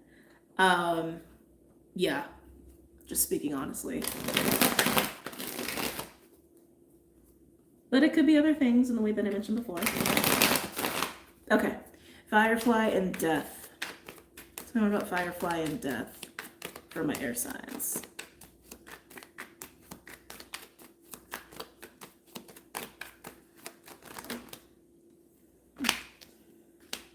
You got 3.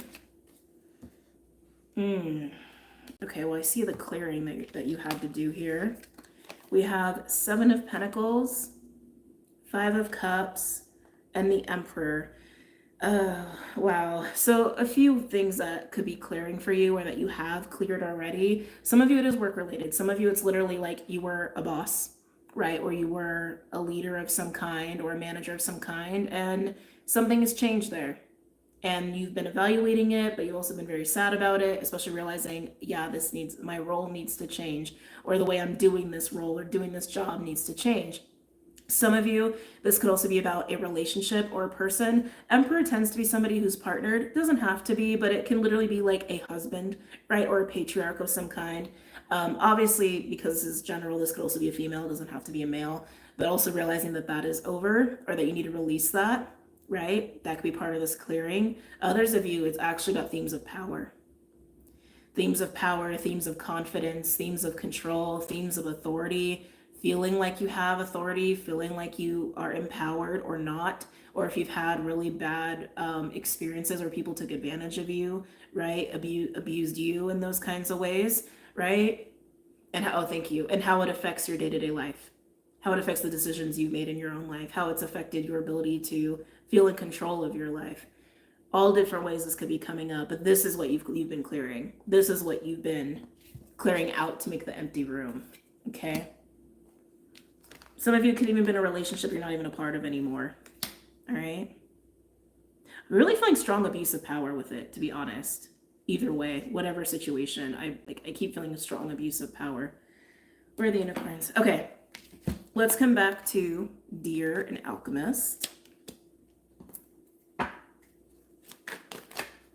Ay. I was talking a lot. We have the Star card coming out here. Star card is healing.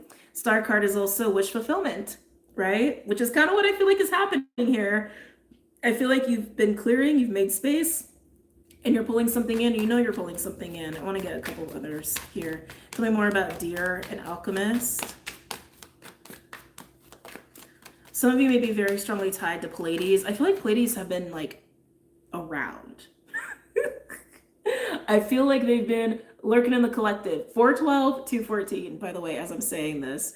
The stars are jumping out to me. The star and the 7 stars with the giant star in the middle is just really jumping out to me. But yeah, Pleiades, Pleiadians, they could be around for you. You may be aware of that. All right. Not for everybody. Tell me more for Deer and Alchemist. Some of you are feeling like you are way more in line with spirit than you've ever been. I'm also seeing that. I can't believe this is the first read of the elements today. Look at this. We have Star, 8 of Wands, and Judgment. 8 of Wands, very much that cheetah energy, right? That could be downloads, that could be conversations, that could be dating, that could be traveling, that could be moving. But Judgment coming in here, every time Judgment comes in, it's always a little flavor of karma or divine intervention, or even just this like deep nudge or pull, like on your soul anyway, to be doing something or to be making a change that's in alignment with you or in alignment with divine order. All right. No matter which way you cut it, you are in a very good place here, signs. No matter which way you cut it, I feel like, yes, there's been healing here, but more than anything, I feel like you're actually getting what you want. I feel like you are making something a reality that you have wanted. And I feel like you're doing it effortlessly, and you're doing it in a way where it's like you're pulling it into you. You're pulling it into your reality, and it just feels really good. It feels really good. Sometimes Judgment can be a resurrection or a return of some kind from the past. You'll know if that applies to you. I don't feel that very strongly. If anything, I think there may have been some like memories or maybe some stuff coming up that helps you with the clearing. If you haven't had a clearing yet, yeah, that would help this. That's something I feel about like relating to past energy. But that's kind of it as far as that's concerned. This definitely feels also like a karmic reward for some of you. I'm so excited. Let's get into Cheetah. Let's get into Cheetah, Mikkel Muckle, and himself. Very playful. This is very playful, very sensual over here. Tell me about Cheetah, Mikkel Muckle, and himself.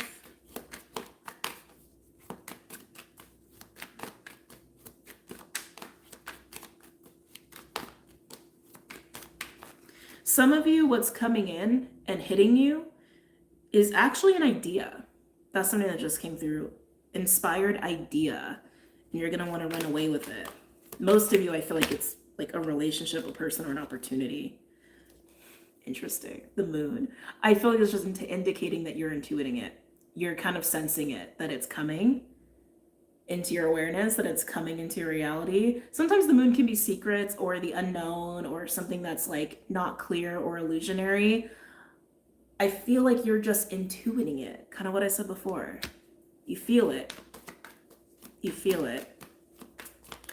Also with this moon, especially with like the message that came out earlier about like our inner animal, having a good balance relationship with your inner animal will only help you through all of this, okay?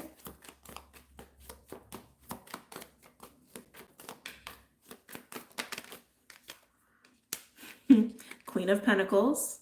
I feel like that's you receiving. The queens receive, the kings give. Kings are more external energy, queens are more internal energy. But the Queen of Pentacles is normally somebody who is pretty confident, fairly grounded and stable, fairly resourceful. They tend to manage a lot. They can be a business owner or like literally dabble in finances and financial investments, but they can also hold the fort down in terms of domestic life or even being a parent or a head of family, head of household kind of a figure, but they also are somebody who tends to be taken care of. I feel like this is you just kind of, again, either receiving that inspired idea or receiving this opportunity and or relationship and or people, whatever is coming your way, and it's making you feel more stable.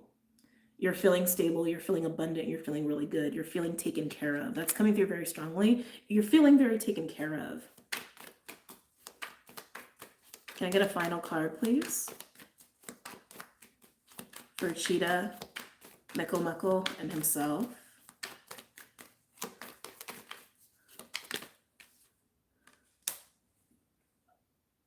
Interesting. I might pull a fourth card. We have the Seven of Cups. Sometimes Seven of Cups can be overwhelm or confusion, but can also be options. I feel like it's options. I feel like it's options. I feel like it's going in line with what I got with the collective over here. Like, you may have a lot of opportunities or people that want to take up the vacancy that you have made, right? But it doesn't mean that they're viable, or it doesn't mean that they should be in those positions or they should take up that space. I feel like you're just becoming aware of options. I'm going to get one more, please. Can I get one more for this, please? Seven of Cups can also be fantasy, right? Which, or daydreamy energy, which can be sensual and it can be playful. It doesn't have to be bad. Can I get one more? Yeah, beautiful. Six of Wands. This is victory. This is recognition. This is praise. Mostly hearing popularity. You may start to feel kind of popular. Interesting. But you're just finding yourself in a really good position. And I feel like you're finding yourself in a place where you're feeling really good and you are getting what it is that you've been wanting as a result of doing a major clearing. Yeah. Awesome. All right. Let's move on. Let's see. Hey, our internal community just hopped in. Hello. Sensation and present sounds delicious. Doesn't it? All right. Let's see. What element are we doing next here? Earth, fire, or water?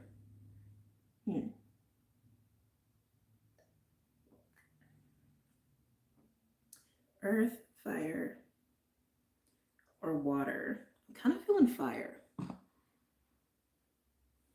Something feels relatively subdued, actually, about earth and water. But yeah, let's do fire. Let's do fire. Okay. Oop, we'll do 34 minutes. Okay. All right. Fire signs. Aries, Leo, Sag. Aries, Leo, and Sag for this week. Some of you may feel a little huffy puffy. I'm getting a huffy puffiness of my fire signs. Not a lot, just a little bit. Just a little bit, maybe a little frustrated, maybe a little sexually frustrated, just a little huffy puffy. Some of you guys could be connecting to your dragon energy as well. I'm getting a little dragon vibes there. Aries, Leo, Sag. Aries, Leo, Sag. Yeah. Is this Leo? I feel like this is more for Leos than the other signs, but I'm feeling a little bit of like a protective, a little territorial, borderline controlling, but I feel like it's coming from a good place. Protective and territorial for my fire signs. Aries, Leo, Sag. Just make sure you're not like diving into jealousy or anything like that, or possessiveness or control. Being protective can come from a really good place, right? A very needed place, even being territorial to an extent. But I'm feeling that a little bit, and I'm really thinking it's more Leo, but let's see. Fire signs, Aries, Leo, Sag. Aries, Leo, Sag. We have clarity with the number 5 coming in. Planning and releasing illusion. Planning and releasing illusion. They're showing me like a chessboard. You may feel like you're needing to play chess, right? Metaphorically speaking here. Or maybe you're actually an avid chess player, but there's something about playing the game and the moves, being calculating, being strategic. That feels very Aries-like to me, but that's what I'm getting. That's what I'm getting. You're trying to be strategic about the moves that you're making, but I also feel like it's putting you in this protective place, this territorial place as well. Maybe it's also about moves that you're making with other people. Maybe you're needing to make some moves in terms of like your family. Because it also feels very much like I need to be responsible for this. I'm also getting that too. I need to be responsible for this. I need to be at the helm. Some of you may have people who depend on you, like kids, right? For example, or employees if you're a business owner. But yeah, I'm just getting this like high level of feeling responsible and feeling like you need to watch out for others. But at the same time, you know you're playing a game of chess and you feel like you need to be careful. That's what I'm getting. Ooh, fell right out of my hand. All right, let's get some animals out here. I'm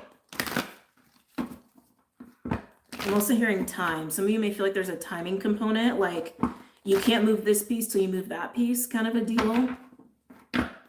Some of you that involves travel. It's like, it's so like King of Swords to me. Like King of Swords meets Emperor. Like that's what I'm getting for my fire signs. All right. Keep in mind when I'm tuning into like elements, right? This could pertain to you or could pertain to someone in your field. All right. You may even just resonate with like 1 or 2 things. You may not resonate with the whole message.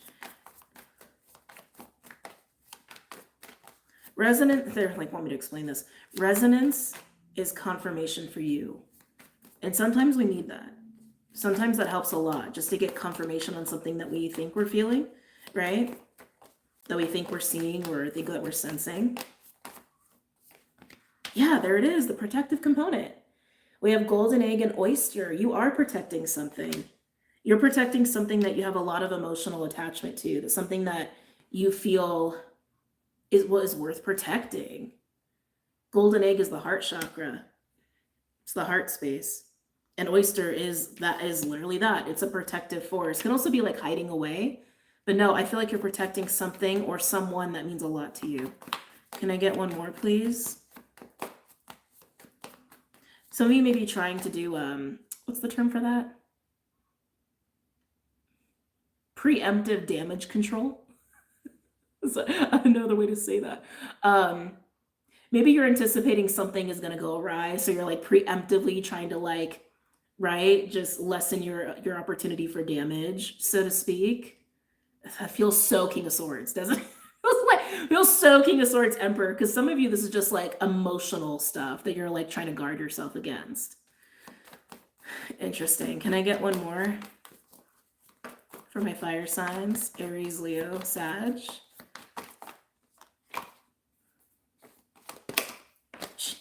Can I get one more, please? Wow. Hawk.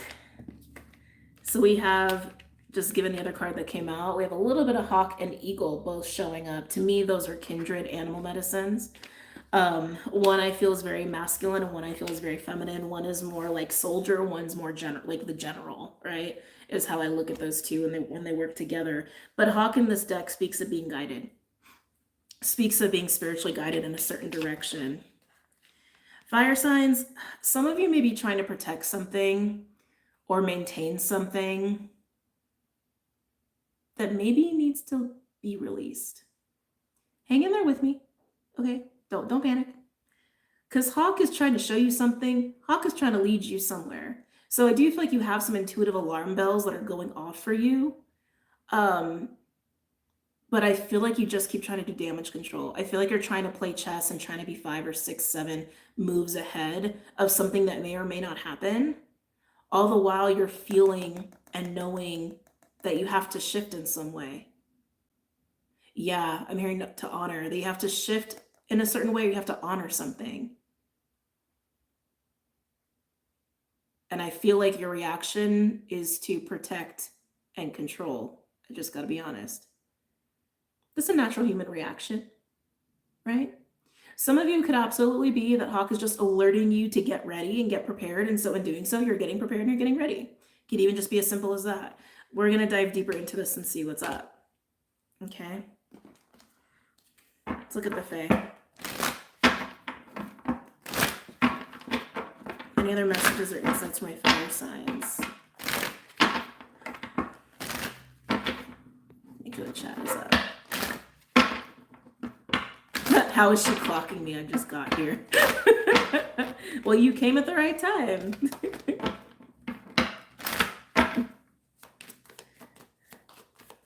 Tell me about golden egg for fire signs. Really? Really? Okay, I just wanted to make sure. So this came out in the air sign reading too. It's the first card coming out for fire signs. It is the card of alchemy, transmutation, transformation, magician, manifesting.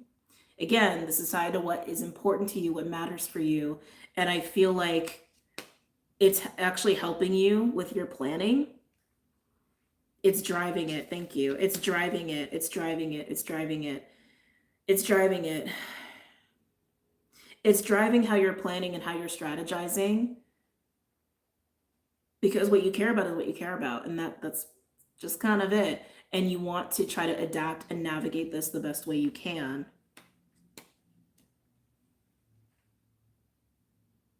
Some of you being prompted into this planning energy may have happened as a result of you becoming very clear of what matters to you as well. Like suddenly you are aware of what is the most important thing to you. And it's helping you to get into planning strategy mode. I want to get a second one. Can I get a second one for the golden egg, please? Oh. Oh. The Pook. For those who don't know the Pook, oh geez, the cards are flying out of my hands. The Pook is always a card that comes out when something is not quite what it seems. It can be a shapeshifter energy, a bit of a trickster energy. It literally tries to show you the good and the bad and the bad and the good. So I feel like this is actually emphasizing what I was kind of picking up on before. Like, you know you need to shift. You know something needs to change, but you're having a hard time with it.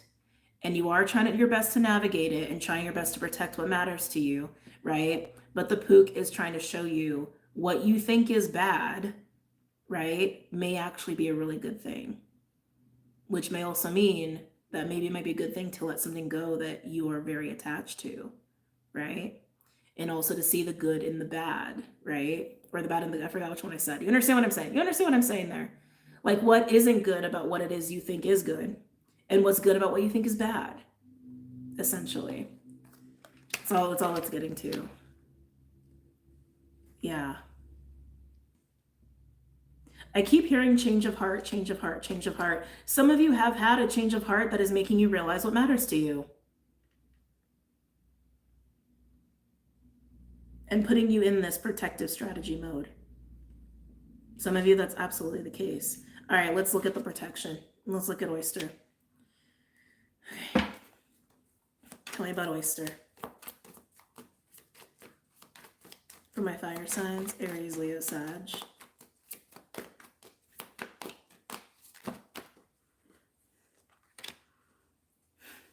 I feel like there's like something real deep going on in your fire signs.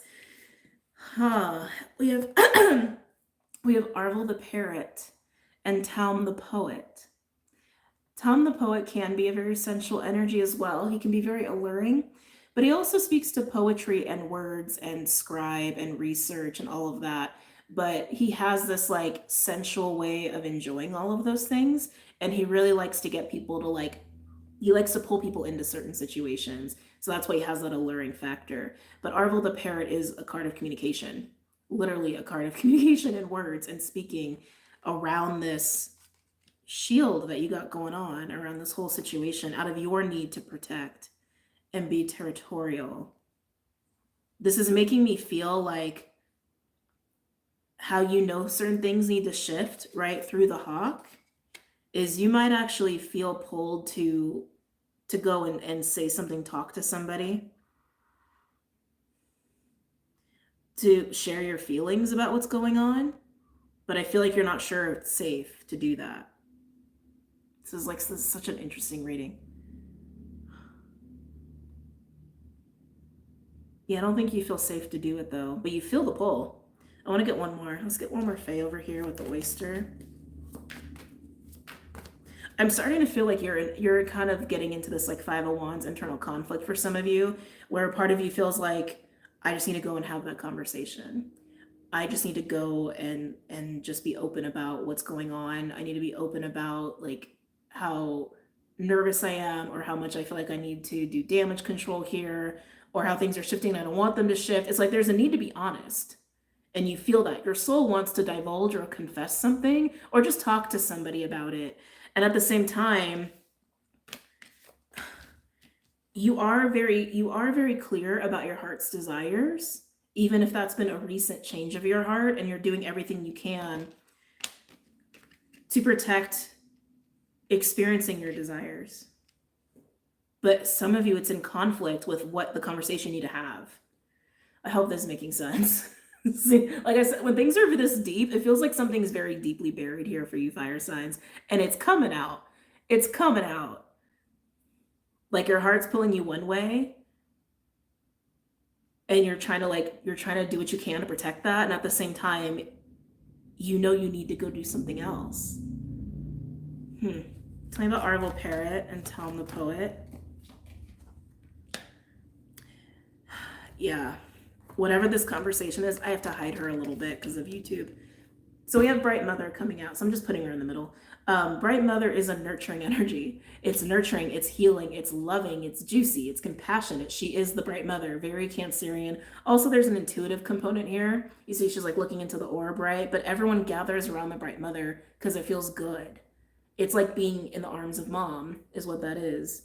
And whatever this conversation is that you feel pulled to, or what you feel pulled to confess or say or divulge or whatever, is actually going to be very healing for you and nurturing and soothing, and it's going to feel good. But you're resistant to it. You're resistant to it. It almost feels like if you do, you're admitting something needs to change. And you don't want to do that. I can feel it. It's like you have a lot of resistance to that. And you're doing all that you can to protect your own interests. Oh, man. All right, let's get to the hawk. Let's see what Spirit has to say. This is, again, literally the pull of Spirit, the guidance of Spirit. Tell me about hawk for fire signs.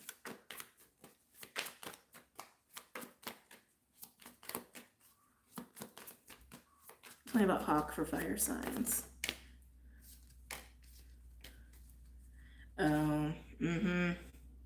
We have Sylvanius and Topsy Turvets. Sylvanius is all about the mask of truth. And Topsy Turvets is how it sounds. It's turning something upside down, turning something on its head. Can you see the good and the bad and the bad and the good? Right? Coming back to the pook. That's what Spirit is reiterating here, which I'm not surprised, right? Because like this is all Spirit talking anyway. But the fact that like the way Spirit's guiding you, is to basically show you this, right? And show you how something does need to shift and your perspective of something needs to shift. I feel like this approach that you're having of playing chess here, trying to be 5 or 6 moves ahead, that a little bit of like King of Swords, Emperor like way of being, I don't think is what's needed here. There's clearly some sort of conversation that is what's called for. Oh, I just got cut off, sorry. Whatever conversation about how you really feel, that seems to be the biggest thing here. Let's go ahead and pull some tarot with the unicorns. Coming back to Pook and Alchemist with the golden egg for my fire signs.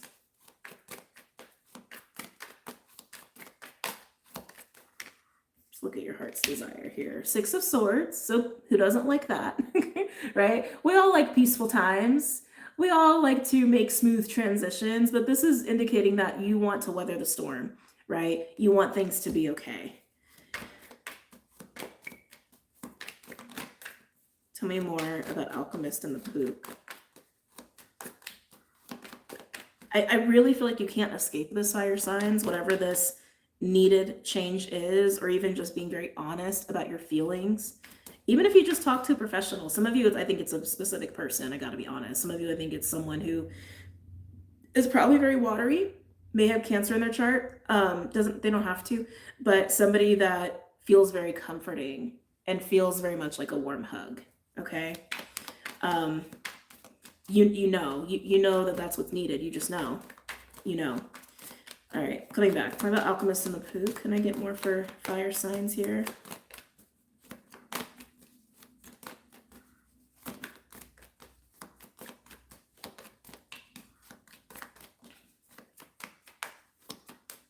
I feel like for those where there is a specific person to have this conversation with, I think they disarm you. So this is interesting. They disarm you, but then I'm hearing you find that alarming. I don't know who I'm talking to. Are you doing personal readings now? I think I'm booked up. I know I'm definitely booked up through October, and I think I blocked out time in November and December because it's end of the year and holidays and stuff. So just keep checking. Just keep checking. But I think I am booked up for the rest of the month. Anyway, this person. So for those where this is a specific person, they disarm you, but you find it alarming. I feel like I'm speaking to fire signs that may have some discomfort around vulnerability, discomfort around letting go, potentially. Tell me more about Alchemist and Pook for my fire signs. Well, there's that Emperor energy. I was waiting for that to come out. Second card. I do feel like this is you, fire signs. You as the Emperor. Yeah, you're just looking out for your interests. There's nothing wrong with that. It's very human. Oh, and there's that 5 of Wands. There it is. 5 of Wands.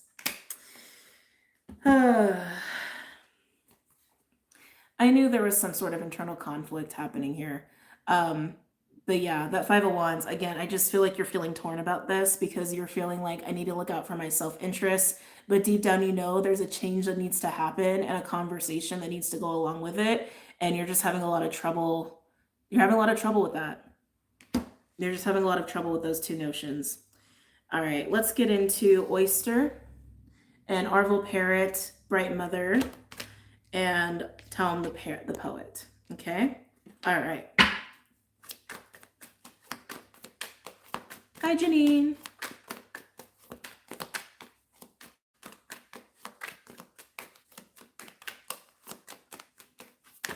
Let's look at this conversation. Wow. Okay. Jeez. Yeah, this is getting pretty clear. This is getting very clear here, fire signs. We have Hierophant, 2 of Wands, making decisions and choices, right? With a Queen of Wands and the Star. So the 2 of Wands, the Queen of Wands, and the Star, this is clearly making a decision, right? To have a certain conversation, probably with a Queen of Wands person who's probably like fiery and watery at the same time. It's gonna be very healing. Okay, it's going to be very healing and you know it. Two of Wands can indicate being at a crossroads or even needing to course correct, change directions in the way that I've already been feeling for you. But again, you feel kind of torn about it. All of this is circulating around the Hierophant. Institutions, commitments, beliefs, morals, ethics, values. It's also a high priest energy. But when this card comes out, sometimes it is just about doing the right thing, doing what you feel is right, especially in terms of, again, obligations, contracts, or relationships. But yeah, it's pretty clear that you're feeling like you're aware that you need to make a decision or change your path in some way in relation to a Queen of Wands energy that would be very healing for you. Okay. Wow, I don't think I've had one of these kind of readings in a while. Are you going to bite the bullet? Are you going to just do it, fire signs? Let's move on to the Hawk, Sylvanus, and Topsy Turvets. I think it's just going to be a repeat message, but let's get into it. For Hawk, Sylvanus, and Topsy Turvets.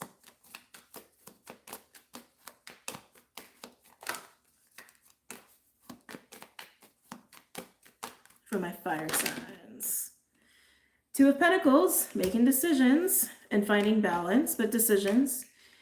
Yeah, wow. And the Ace of Swords and the Four of Swords. Swords, weird. That 5 card looks just like what you described in Capricorn's reading, the symbol, the logo you saw. Oh, I don't remember the Cap reading very well, sorry. But thank you for remembering and pointing that out. But again, this is clarifying Spirit's guidance and how Spirit is trying to guide you through this. And what they're basically saying is like, take off the mask and see the truth, see it for what it is, even if it's a little bit not how you expected or wanted it to be. But the Four of Swords and the Ace of Swords implies there's a Three of Swords energy, which can be heartbreak or discomfort. I feel like it's your discomfort in all of this and facing this. But the Four of Swords is gaining clarity on that 3, which is coming through as the sword of truth, and then you needing to make a choice here about the change that's required, and also the conversation that needs to be had. Okay? Okay. Good luck, fire signs. It's a toughie. But if there's somebody who also feels really good to talk to about this, do it. I mean, clearly, do it, right? Only gonna help you. All right, who's left? Where'd my notebook go? Oh, there it is. All right, we have Earth and Water left. Let's see.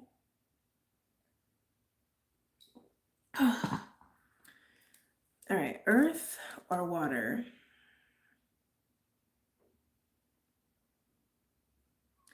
Earth, you feel a little tense. You feel a little tense. Are we doing Earth before Water? I think I need to do Earth last. Earth, I think you're going last. We're going to do Water here, okay? Okay. Water signs. Cancer, Pisces, Scorpio. I'm hearing soft touch. Soft touch for my water signs. Cancer, Pisces, Scorpio. Cancer, Pisces, Scorpio. Yeah, soft touch, soft touch. I feel so lucky to be here with you guys. Oh, thank you. Happy to have you. Hello, Cinderella 290. Hello. Water signs. Any messages or insights from my water signs? I feel like this is going to play off the fire signs. I have that feeling too. Okay, thank you for saying that, Marcy. I kind of have that feeling too. Because we had that like cancery, watery vibe that came through in fire. But anyway. All right, Cancer, Pisces, Scorpio. Yeah, I'm feeling just like gentility. Gentle touch. Maybe you're holding space for somebody, water signs. Maybe you're holding space for yourself. Maybe you're feeling a little extra soft lately. A little extra sensual lately. Cancer, Pisces, Scorpio.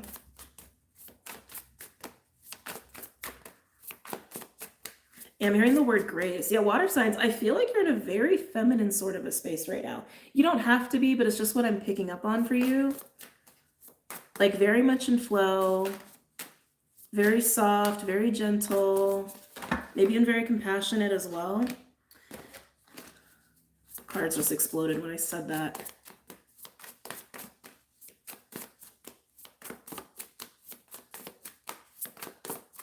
Cancer, Pisces, Scorpio. Ooh. Ooh, this is gonna be exciting. We have miracles coming out. Ancient wisdom 39 that breaks down to a 3. So there's a catalytic energy, you're experiencing it, but you're experiencing it by being in flow. Okay. This card comes out when we are kind of in that like high priestess state. When we are taking time to go within and allow information to come through, allow insights to come through, kind of look at things from a broader perspective and not be so attached to things, that's when things start to flow and start to make sense. And that's what I'm getting. That's what I'm getting with you. By being very deeply in that kind of feminine, and they're showing me swans. Swans may be significant for you. Falcons and owls may be significant for you. Lots of birds coming through. Which to me is just like divine messengers, right? But hold on, let's slow down. Let's slow down. Yeah, being in this flow state, deep in the flow state is what they're saying, is allowing things to make sense. It's literally how they're saying it. It's allowing for things to make sense to you. Some of you are definitely having some downloads, intuitive hits, or again, just insights that you've been needing. Things are just making sense. This can also be a card of manifesting as well, just so you know. It can be a card of actively trying to cultivate your reality, even co-create your reality with spirit. I don't feel like there's a whole lot of people around you, water signs. If you are like heavily engaged with a lot of people, I actually think some space would be beneficial to you. Yeah.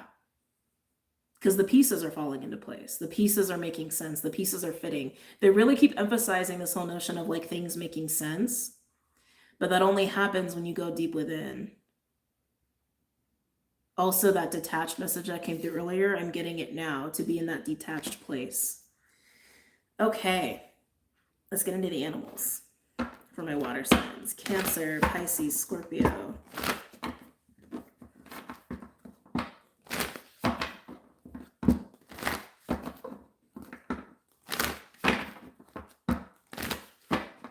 Your diligence has paid off, is what I'm hearing. Diligence pays off. For my water signs, Cancer, Pisces, Scorpio. Oh, whoa. I just got like red. I just saw like these red streaks like out of nowhere. That feels like anger to me. I'm wondering if that's yours or someone else's. It could be yours and maybe you're working through it. It might be someone else's though. Oh yeah, look, Panther at the bottom. Something about streak, like quick flashes of anger. Any messages or insights for my water signs? Ah! Oh, that might be what it's from. Oh, octopus and sea serpent. We don't like that, do we? No. I think this is why they're also emphasizing if you're around a lot of people right now, you need to take some space. Okay? You need to take some space. The things that are making sense right now is the octopus getting untangled from you. Gotta call a spade a spade.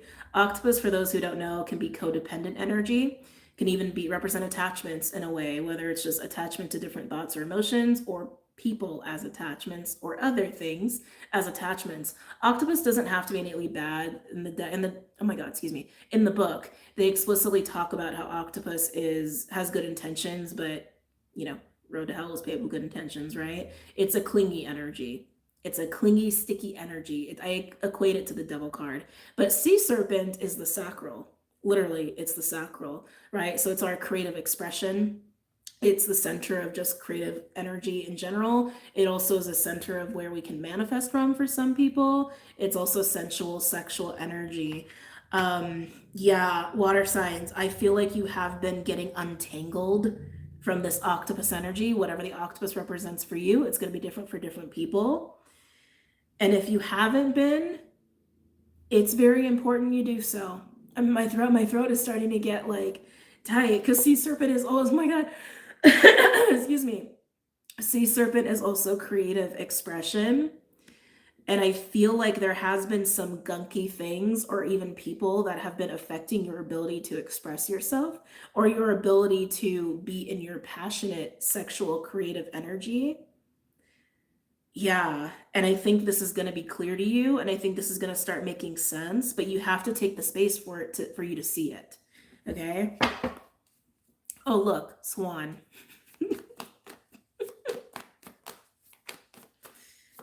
Can I get another card for my water signs? Cancer, Pisces, Scorpio. I feel like there's a frog in a frog. I feel like there's a frog in my throat.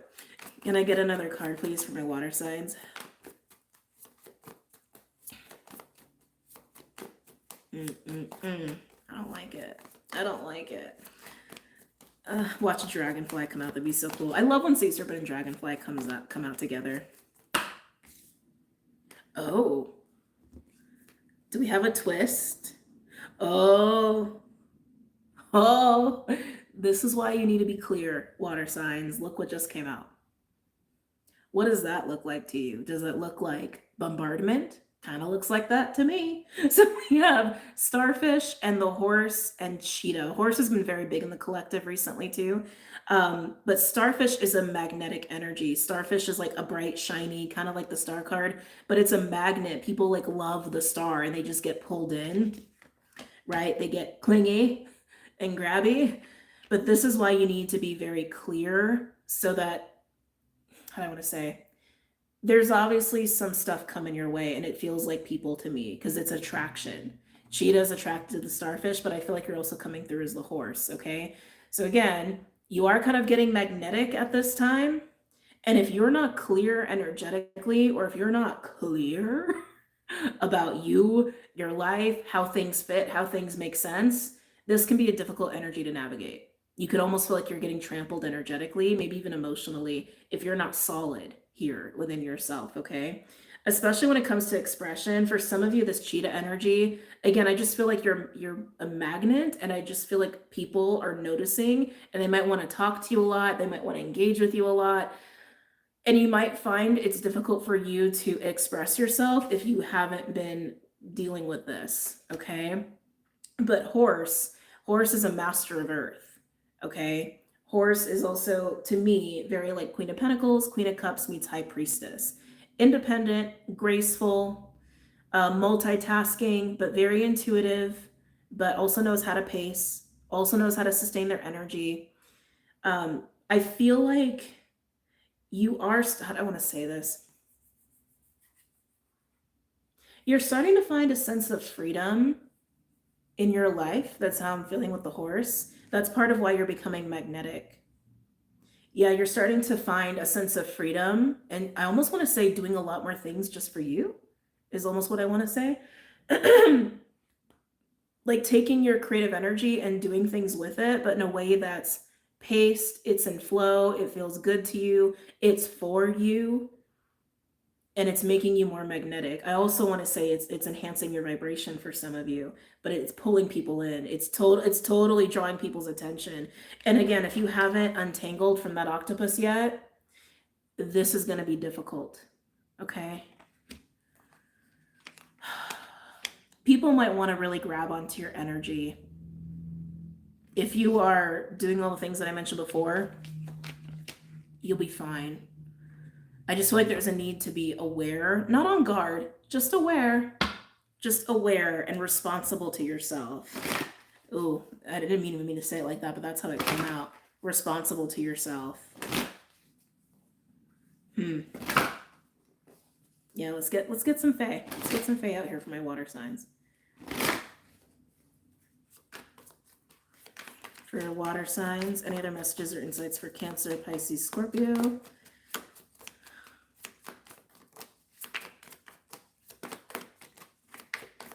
I feel like this feels like a twist for some reason. Maybe you don't anticipate being so magnetic or getting so magnetic. You might not anticipate that, or you might not even anticipate the consequences of that. Something about that feels a little bit like out of left field. Anyway, any other messages or insights from my water signs? Cancer, Pisces, Scorpio. Am I taking these? No. Okay. Cancer, Pisces, Scorpio.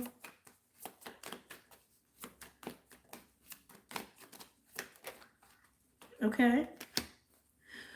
Good. We like it. We like it. We like it. We like it. We have Solace with Singer of Courage and Death coming in the octopus and the sea serpent. I love that these cards are out here because death is indicating death, right? Changes, transformations, endings, beginnings, releasing, clearing, the octopus energy. But with that, we have Singer of Courage was Solus, who's basically the sun. The sun, illumination. He also is actually a card that represents kind of being in the in-between a little bit, like not being so heavily involved or embedded or attached in certain spaces, but he's just the light that shines and shows everything that needs to be revealed. With Singer of Courage coming through here, I do feel like you're seeing the octopus for what it is, right? Again, things making sense. And you're able to untangle yourself from it, whatever or whoever it may be, but you need courage to do it. You need to be brave to do it. You need to understand that you are capable of untangling yourself from the octopus, whether that is a belief system, a trauma, a relationship, an environment, a lifestyle choice, an addiction. You can do it. You can handle it. Some of you may come with a conversation, and that might be where you feel like you're having a hard time expressing yourself, but in turn, you will learn how to really express yourself, right? Because I keep feeling like this has affected your expression, or even like how you creatively express yourself, like how you dress, maybe like certain creative skills and arts, sharing your talents, if you will. Some of you have struggled with that. This is going to help you, but it clearly requires some level of bravery to face it. Yeah. Or to face a person, if it's a person for some of you. All right. Let's move on to that. I keep hearing plot twists. So yeah, something about this starfish, horse, cheetah feels unexpected for you. Tell me about starfish, horse, and cheetah for my water signs.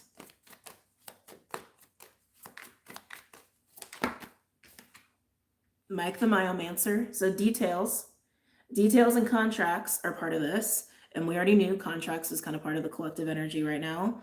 But yeah, details. And yeah, I feel like people want to do things with you. That's why I feel like this is here. People want to pull you into things. People want your energy involved in certain obligations or certain contracts. Yeah, because I feel like there's agreements here. People want you to agree to do certain things, or to agree to deal with them in a certain way, whether it's work, whether it's romance, whether it's friends just wanting to plan a trip, whatever. People want your energy, they want your presence, okay? And they want you to commit to giving your energy and your presence. Tell me more about starfish, horse, and cheetah. But remember, back to the main collective message, right? Just because you have vacancy doesn't mean it needs to be filled. Right? Doesn't mean it needs to be filled. But also, if you want to fill it, you don't have to do it fast. You don't have to do it recklessly. And you can be very picky on how you want to fill that vacancy. Okay? Tell me about starfish, horse, and cheetah.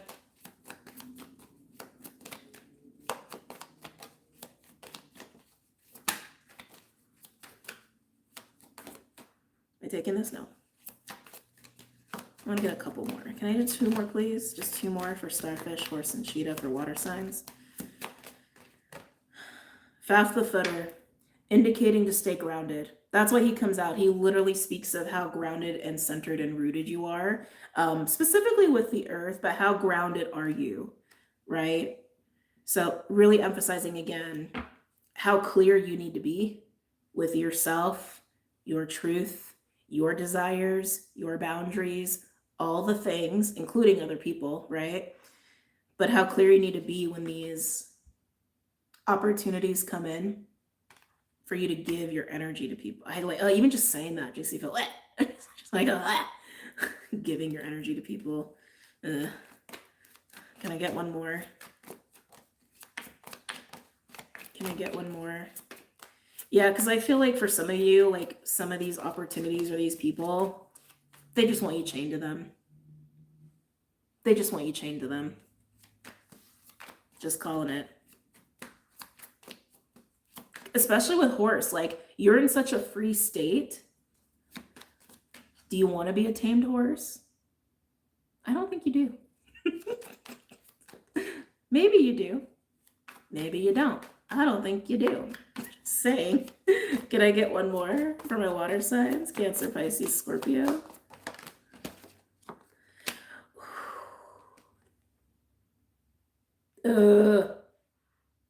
Soul Shrinker. Gross. I might pull a 4th one. Soul Shrinker is venomous words. It's ill gross. Yeah, exactly. I was like,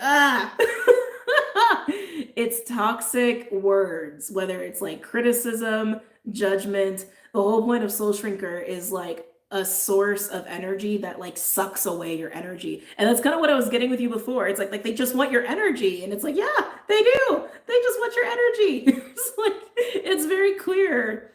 Oh, yeah, it's very clear. I don't like it. I'm gonna get a fourth one just as a final confirmation and then we'll move on to tarot. But yeah, it's giving me the heebie-jeebies. Can I get, oh shit. Hold on, sorry guys. So for those who are coming in late, I had a little incident with some soap earlier. It shot right in my eye and my eye just got blurry. Hold on. Interesting that happened as we were like talking about the Soul Shrinker too.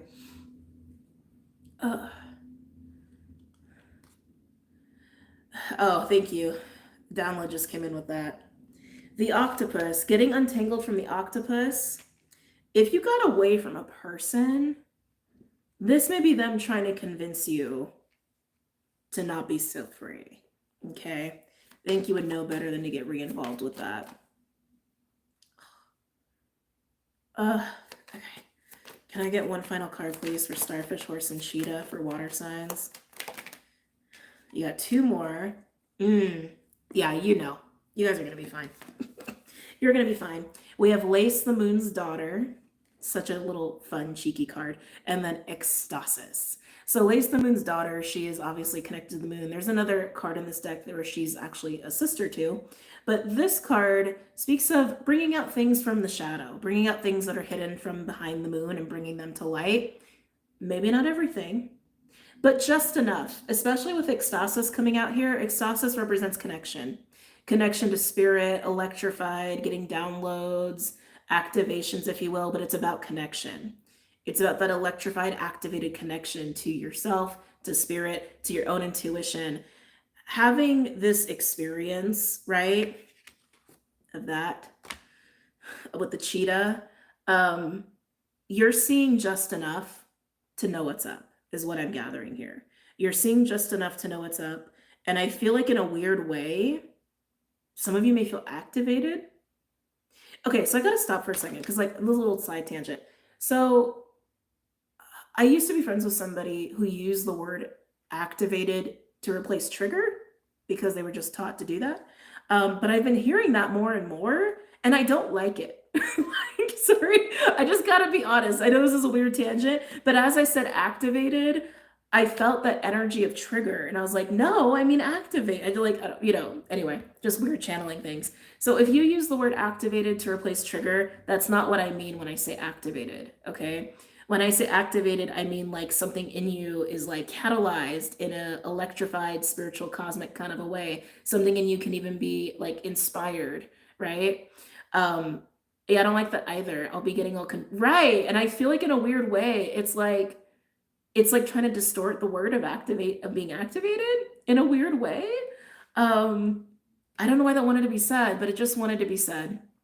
So I don't mean triggered. I mean activated. Okay. I almost feel like you're gonna leave that encounter or encounters definitely feeling more sure and more solid in yourself and what's right and what's what. But you may actually feel like you've been enhanced in some way energetically. Yeah, so just wanted to mention that. Okay, let's move on to tarot. All right, tell me about Solace, Singer of Courage, and Death.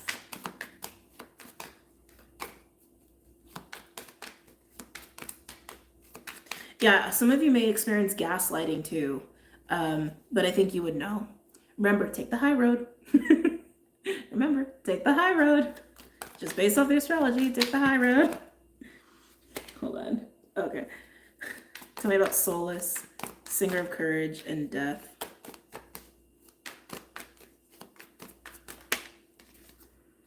The World. Whatever this entanglement is, interesting. Maybe you were really enmeshed with somebody if this is a person. If you don't know what enmeshment means, by all means, Google it. But when you become enmeshed with someone, you can't tell you from them, emotionally and energetically. It's not a good place to be. But this is major. Whatever the octopus is for you, it is. It feels, I'm hearing eclipse. So yeah, this has to do with the eclipse energies as well.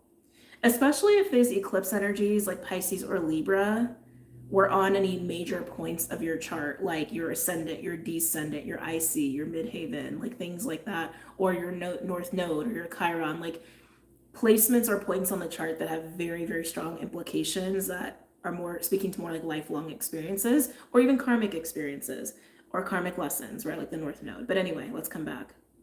This feels like a major liberation for you. And I feel like a major like reclaiming of yourself and your power. Some of you could have already done this unentanglement. It's not a word, but you know what I mean. But no matter when it takes place, if it has or hasn't, staring it in the face and doing what you got to do it requires you to be fearless. I almost want to say it takes a lot of willpower. It takes a lot of willpower and facing a lot of fear. It is very major. It's major. It's no small feat. Also why it's so important for you to like be very aware of maintaining the sanctity of the empty room. Okay. Anyway, Solace, Singer of Courage and Death. Yeah. Oh, look at you. You're coming out as a Queen of Wands, so you are kind of within because you're in feminine energy, but you're also in a place where you're feeling confident. You're feeling pretty good about yourself and about what you're doing. The Queen of Wands is also the card of the mystic or the witch, if you will. But yeah, it just feels like you've reclaimed a lot for yourself by untangling from this octopus. Again, whatever or whoever it may be. Can I get one more? Oh, beautiful. Oh my God, just a little cherry on top of the cake. So regardless of gender, look at you, Empress. Queen of Wands and the Empress. I was going to say, it's almost like you've like reclaimed your throne. And have you? Because the Empress is all the queens.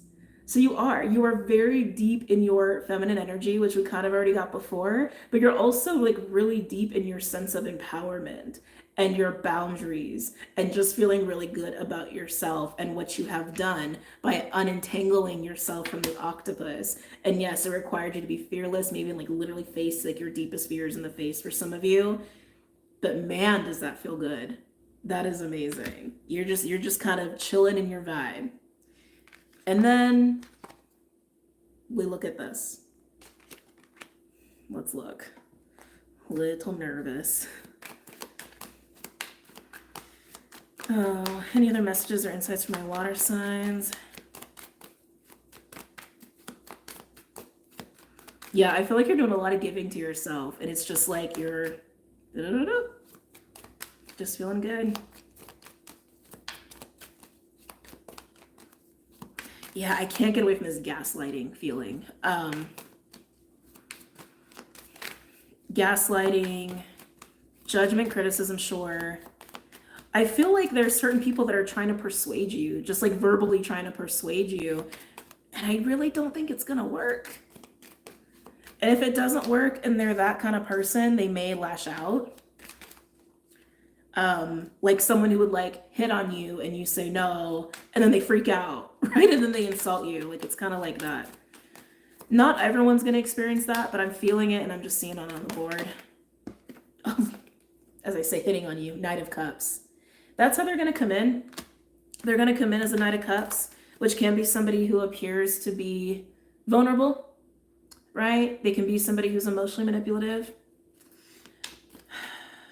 Or they could be genuine. You may get a genuine person here and there. It's like, I know that there's a lot emphasized around the soul shrinker, and yes, be aware of that, but you may also get a viable option, you know, that feels good, that feels right, that speaks to you. But if that's the case, you will know it without a shadow of a doubt, okay? But you may also get some emotionally manipulative people here. Am I taking this? Yes.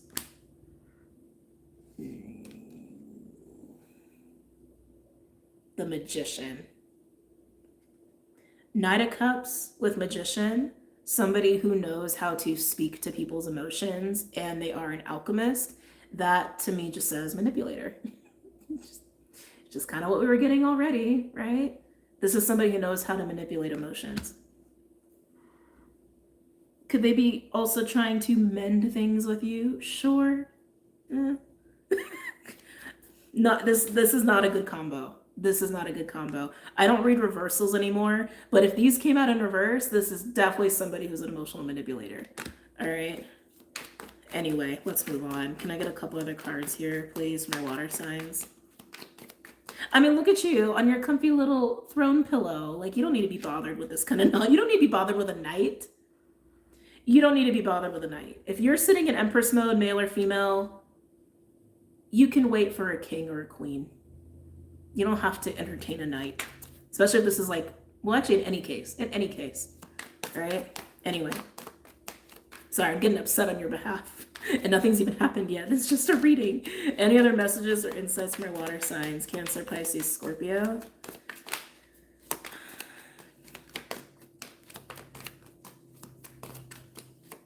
Yeah, I just keep feeling like some people or a person's gonna try to manipulate you.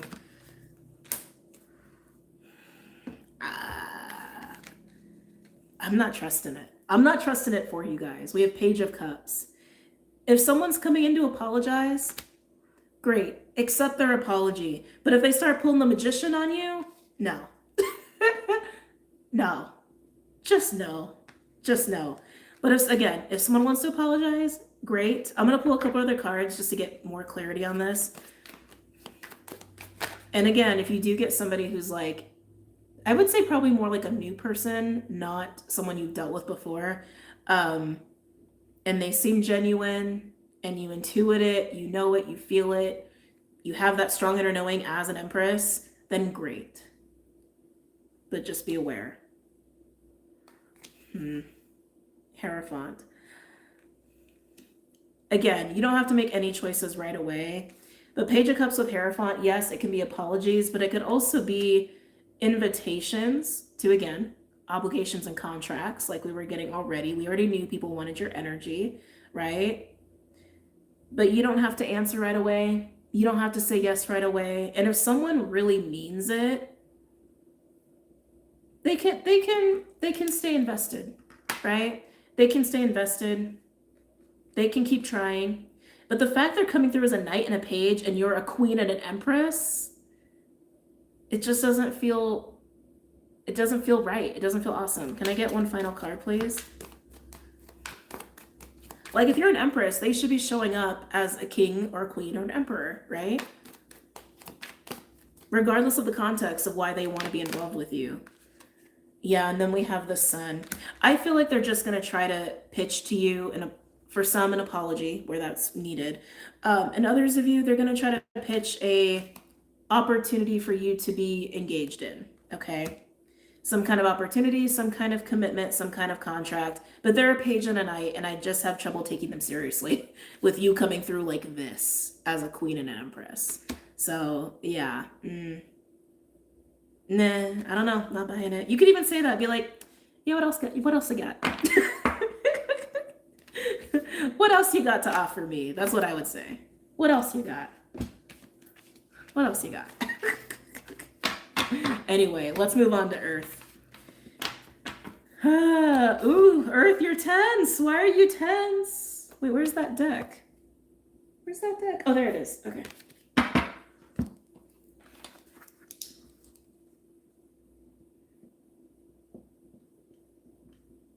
Okay. We're on Earth now. We're on Earth now for Bear Forever, which, by the way, love your username. What else you got is why I'm not dating right now. Dating these days is crazy. I mean, it was crazy when I was in my 20s. But man, it's bleak. It's bleak out there. Okay. Earth signs. I can feel it. You feel tense. Why are you so tense? Are you stressed? Are you anxious? It's got a little bit of that kind of vibe. It almost has that feeling of like, not earthquake, because that'd be releasing the tension, but like tremble, like the earth is trembling a little bit, like an earthquake is trying to happen. I don't think that's a bigger message of earthquakes. If earthquakes happen, they happen. Uranus being in Taurus and being active can actually create more opportunity for earthquakes and natural disasters, which we are kind of seeing. But I'm just explaining the energy I'm feeling with you. It feels like you're nervous or something. You're nervous and you're tense. Some of you may actually feel like your root, like you may be holding a lot of energy in your root or your lower body, your hips even. I'm getting like the lower back and the hips. I just feel like you're tense. I feel like you need to relax. You need a spa day. Or you need to take an all-day nap or something. You need to relax. There's signs. Any messages or insights from my earth signs for this week?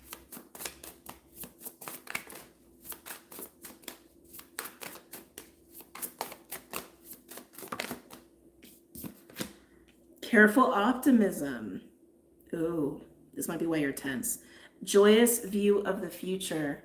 51 breaking down to a 6. You're nervous about something. I feel like you're nervous about how something is going to pan out. I feel like the wheels have already been in motion, and I don't think you're stopping anything. It's like this feels like work for a lot of you. Could even be like a plan of action you have or a trip you got coming up. But you can't stop something. You've set something in motion. It's already in motion. It's already underway. But you're nervous if it was the right thing. You're nervous if it's something you should have done. Or is it going to blow up in your face? I feel like you're just having some stress and anxiety and some doubt about something you've already set in motion. What was it? Yeah, about something you've already set in motion.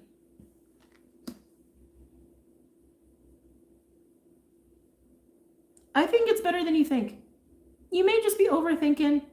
You may be stressing yourself out unnecessarily. I really recommend you just chill. I do. I recommend you like take a day and go have some fun.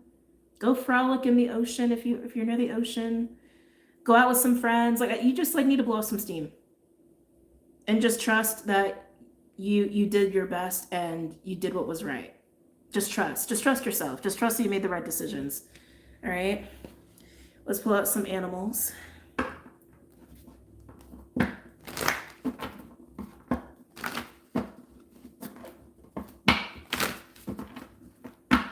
For my earth signs, Capricorn, Taurus, Virgo. Capricorn, Taurus, Virgo. Some of you have butterflies as well for just what is in motion now. That to me feels like excitement. Right? When we get butterflies, it means it matters to you, but you're also excited. It's usually a good sign to get butterflies.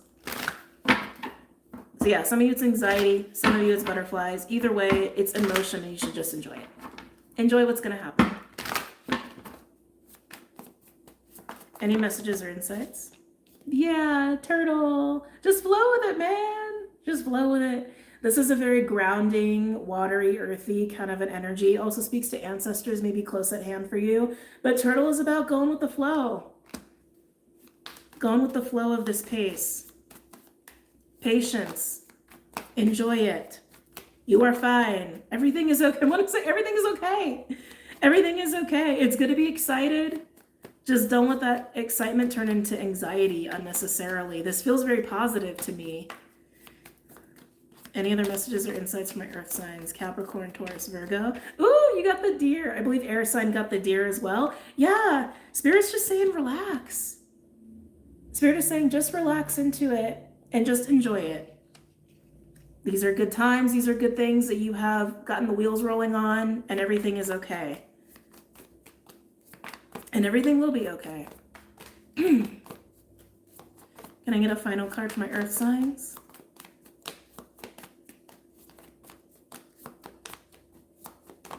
For those who don't know, sorry, I just realized, oh yeah, deer, just relax. Deer is divine feminine principle. So she's about receiving, compassion, gentility, pleasure, sensuality, beauty, grace, all that stuff. Just enjoy. Can I get a final card for my earth signs? Capricorn, Taurus, Virgo. Just want one card, please. Just one. Ooh. Okay. We have Lion, which is King of Wands energy, and then we have the Owl, which is an intuitive energy. This is about intuitive action.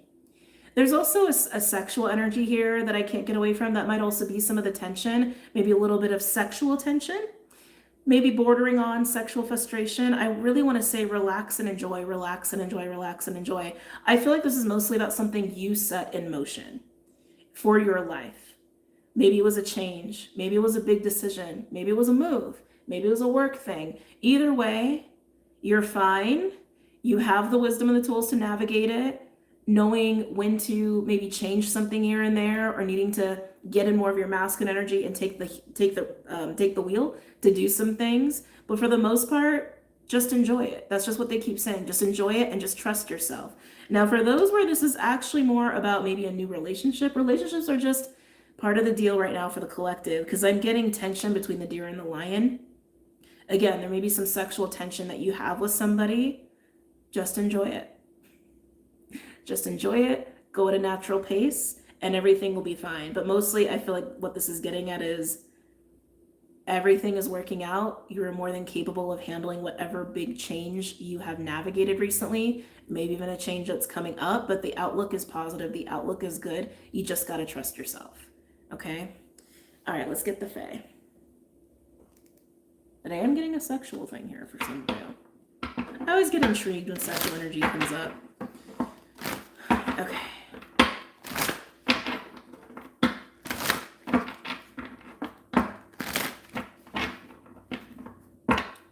Prioritizing passions is what I'm hearing. Some of you have a lot of things you would like to do. Some of you have a lot of things you would like to invest in. Maybe these are different hobbies. Maybe they're different projects, different ideas. Some of you, they're different income ideas, different experiences you like to have. I keep getting a travel component here and there for everybody. How do I want to say this? I feel like the deer is helping you to not be so rigid about it, or maybe put too much pressure on yourself, to not be putting so much pressure on yourself. You will experience all the things you want to experience in the time you will experience them. Not pushing too hard and not forcing things to happen out of your natural flow is key. It's key to that, and it's key to just enjoying your life across the board. And I keep getting that with deer for you. Again, you will know, but you got to be in flow to know. You got to be in flow to know. I've been doing that a lot lately. Anyway, Faye, any messages or insights for my earth signs? Capricorn, Taurus, Virgo. Yeah, we have the Oakman. The Oakman is a bit of a wise elder energy coming through on Turtle. He speaks of the difference of time and space. Time passes for the Oakman, but he never really moves in space because he's a tree. So he stands there and he sits and he watches everything. I feel like there's a major ancestral component that keeps wanting to be mentioned for your earth signs. So again, you may have a lot of ancestral support. You may be feeling them quite a lot. You may be really wanting to prioritize time with family. And maybe that's your source of enjoyment, to make time for that, away from other things, right? But the time and the space, the time and the space, the time and the space. I keep feeling like this is just taking the pressure off. Like, take the pressure of time off. Time off. Take time off. Some of y'all need a vacation. Yeah. Take the pressure of time away so you can enjoy more. Okay. Tell me about deer. Am I taking that? Yes. Oh. Uh-oh. Uh-oh. Glenn Coner. This is the Narc card, but this is also a card of illusions and seductions. To be honest, I feel like the Glenn Coner is about your own shadow. I gotta be honest, earth signs. I keep feeling this like part of you that just wants to push and just wants to be fully engrossed, I want to say, in activities and doing. And let me tune into that. That feels anxiety inducing. Thank you. I feel like you may discover this week that there's a piece of you that you need to make peace with, okay? Or more peace with, or get to know a little bit more. It feels like this piece of not enough, just speaking honestly. I need to do because it's not enough. I need to do this. I need to have this. I need to experience this because it's not enough, or I'm not enough. It's like, it's equating some sense of achievement or value to doing certain things or in a certain time. I keep getting time is a big thing here for you. Yeah, I feel like this is your own shadow that's actually not doing anything for your inner feminine, regardless of your gender. This is just the piece of you that wants to relax. This is the piece of you that wants to flow. This is the piece of you that wants to enjoy. And it's like you've been fighting your flow. And you may be faced with that this week, of how much you really fight your own flow and fight your own enjoyment. Can I get one more for deer? Yeah, I don't feel like it's a person. I do. I feel like it's your own shadow. Yeah. Beautiful. Perfect. Death. Yeah, you changing that. Okay. You doing something about that. Okay. So you can enjoy and know that everything is fine. And everything will be fine. And you will experience all that you want to experience. But you got to allow yourself to enjoy and not push. Yes, we have our masculine sides for a reason. And yes, sometimes we do got to rise up and take action and be disciplined. But that's why lion came out with the owl. Because this is you intuitively knowing when to do that. You will not miss that. Okay? Okay. Lion and owl. So I got lion and owl for earth signs. I think that they're emphasizing the lower chakras again. This might be why you're holding a lot of energy in your lower chakras, because you're not relaxing. You're not fully surrendering even into yourself. So your lower body is like holding all this tension. What? Okay. Tell me about lion and owl for my earth signs. Oh, we like that. Journeyman. Journeyman's kind of like the Fool card. But it is literally about just free, fearless, being in the flow of the moment and allowing yourself to make moves when you need to make moves.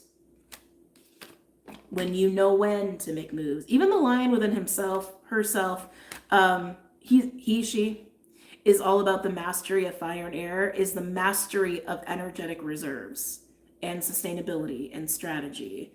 Like, even just think of a male lion. They're only active like 2 hours out of the day. And the rest of the time they're doing shit, right? Yes, there's a time for, I'm feeling Virgos coming through here. There's a time for order. Yes. There's a time for planning. Yes. But there's got to be a time to too, right? Anyway. Okay. Lion and owl.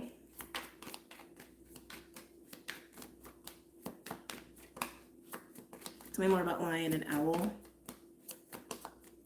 You may feel called to go on an actual trip or a vacation. I just keep getting those vibes, and that might also be the intuitive action here of like, I need to go away for a week. I need to go on a cruise, whatever. I need to go visit family. All right, we have Indy and the Alchemist. This is making decisions, okay? Again, this is also clarifying lion and owl, knowing when to make decisions, knowing when to take action. We already knew that. The Alchemist coming out here is a bit of a magician energy. So needing to make decisions that also could affect changing things up when you need to. Transmuting certain situations. Hold on, let me tune into that for a second. Getting better at recognizing when you need a personal change and not resisting that. Out of a need to do, out of a need to be productive, out of a need to meet a certain deadline or a certain expectation. Can I get one more, please? Can I get one for the Alchemist? Show me why else the Alchemist is here. Why else is the Alchemist here?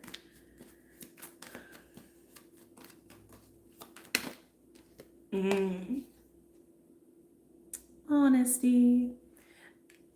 Some of you may realize that you also have trouble asking for help.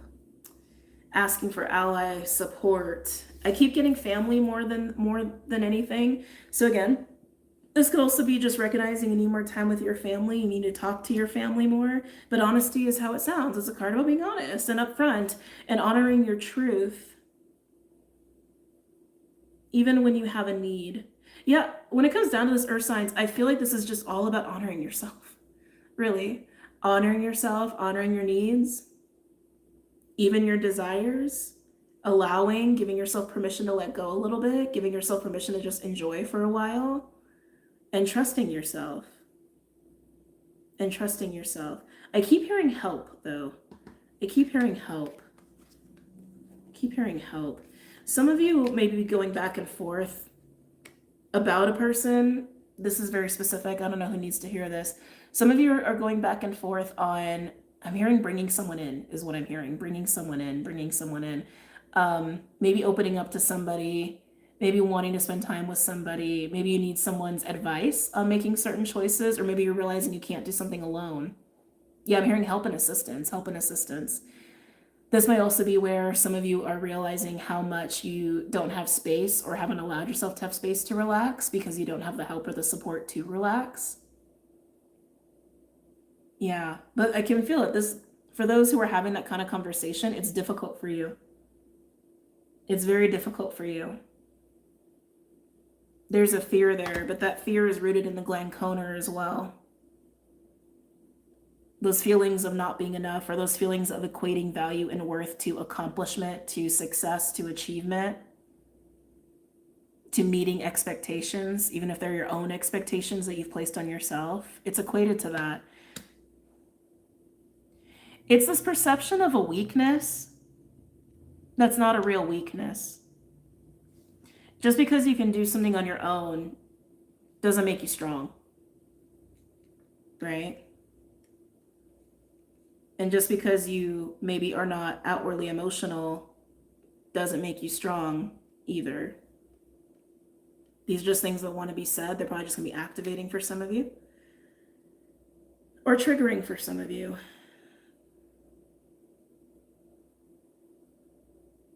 Yeah, there's a real softening that's happening here, Earth signs, if you allow it. If you allow it. They're bringing me back to time. Some of you may have missed out on certain experiences. I'm being drawn back to the Oakman. Some of you may have sacrificed certain experiences or like not partook in certain experiences for the sake of satiating that. And maybe you're really realizing how much you've missed. Oh, a little sadness came up with that. All right, let's pull some tarot cards. And then we will complete the weekly. Any other messages or insights from our Earth signs?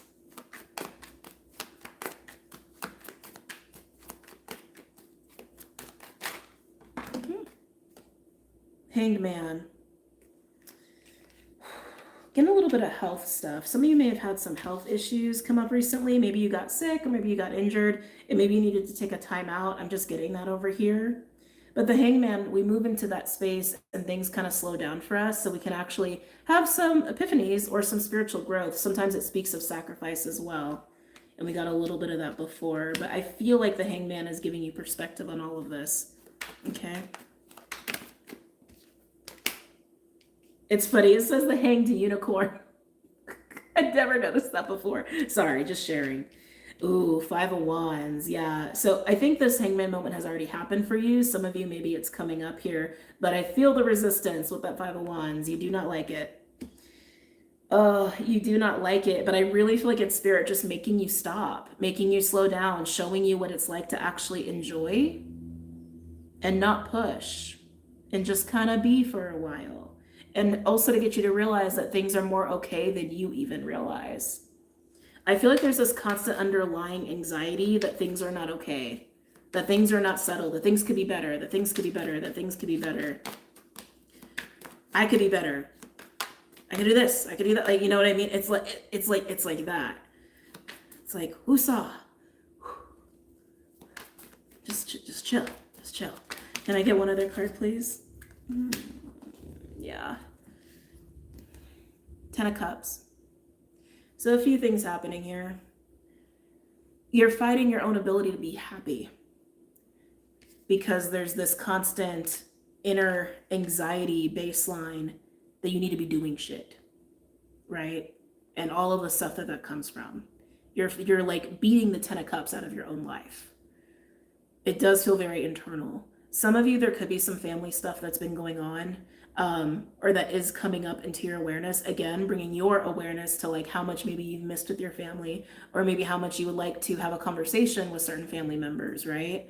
But I keep feeling like the 10 of Cups has been at an arm's length when it doesn't need to be.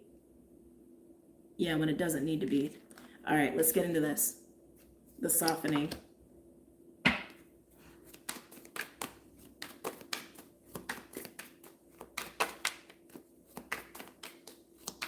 me about Glanconer and death with deer for my earth signs. Okay. Two of Pentacles, decisions, balance. Is this about decisions or is this about balance? It's about doing. It was such a deep way. It's about doing. Like, oh, okay. Okay. Two of Pentacles. I feel like there's also this like constant weighing of things. This constant like, is this more important? Should I do this first? Should I do that first? Like, yeah, it's just like a constant like never-ending list is what I'm gathering. A never-ending list.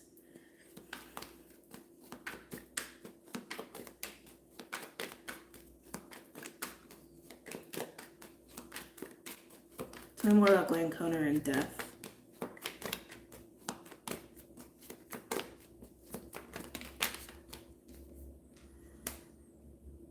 Yeah, there's a chasing happiness here.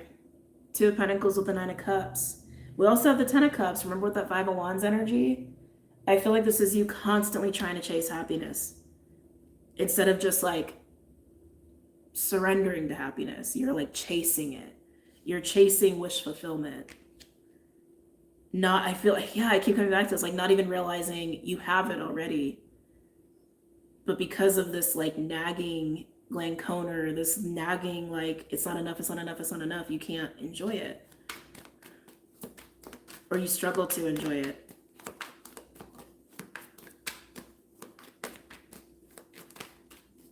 Tell me more about Glanconer and death. Am I taking those? No. Okay.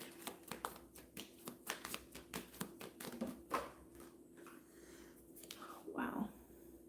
The Lovers. So the doing and the balance. The doing and the balance. The doing I'm feeling with the Two of Pentacles. Balance is Lovers. Lovers can also be a choice. Speaking of making big decisions, but I look at it as alignment. When the Lovers is in a really positive position, it can be alignment of soul. It can just be alignment to yourself, alignment to divinity even. Finding flow, right? It's like you crave flow, but you fight flow at the same time. Yeah, you crave flow, but you're fighting flow at the same time, putting you in this position of chasing instead of just being. Can I get one more? Let's get a fourth one on this. Yeah. Star card's coming out for everybody. I guess the star card is the card of the week, man. Everybody's gotten the star, I think, in some way, shape, or form. But this is healing and this is wish fulfillment. It's enlightenment. It's also peace. It's also peace. The way to find peace here is literally just stop. Just stop and surrender. Face the Glanconer if you need to face that within yourself and why you do that. But this is teaching you how much peace and joy there is in just being and allowing yourself to relax and be in flow, giving yourself that allowance. But yeah, let's come over here to the Lion and the Owl with Indie, Honesty, Journeyman, and the Alchemist. Okay.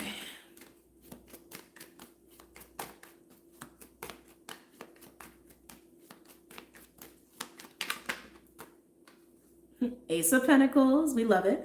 Ace of Pentacles can be second chances, but it's usually opportunities that are financial based or just rooted in stability, right? More stable situations arising here, but it's also my card for elevated timeline as well, since we must leave the garden and go into the unknown and over the mountaintop, if you will. But Ace of Pentacles, I feel like you're going to, again, just have faith in yourself and know and have the confidence that when certain opportunities arise, you will see them and you will know when to act and when not to act. You will know when to go into that high gear of doing discipline, whatever, being structured versus just kind of chilling. You'll know. You will not miss it. Okay? I feel like the Ace of Pentacles is also coming through with honesty. Yeah, with certain conversations. What is that? Invitations, maybe? I do feel like a lot of you are recognizing you can't do something alone. that you can't do something alone, or you don't want to, that you actually don't want to, that you want the help, you want the support. Tell me more for earth signs.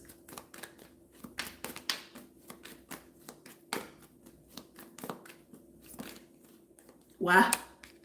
Woo! From the ace to the 10. Okay, so this is big.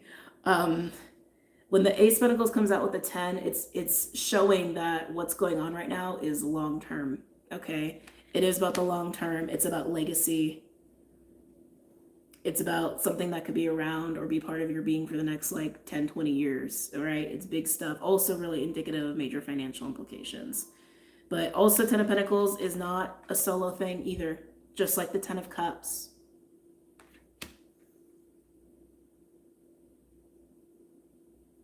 I think too, some of you, as you're finding this surrender and this flow, you may also realize that things you've been pushing for don't matter as much as some other things. Like I'm almost getting like a new purpose or a new calling is what I'm getting there with the Ace of Pentacles and the 10 of Pentacles. And I feel like you don't want to do it alone. I keep feeling a conversation. Tell me more for earth signs. Someone could be extending invitation to you. Absolutely. Page of Cups. Yeah, this feels like a conversation's happening. The pages are messages. They're also perspectives, like a new perspective, which I was feeling for you as well, like a new purpose or a new calling. Something that you're like, oh shit, you know what? I actually care a lot more about this and the things I've been doing or the things I've been pushing for or striving for. But I keep feeling a conversation.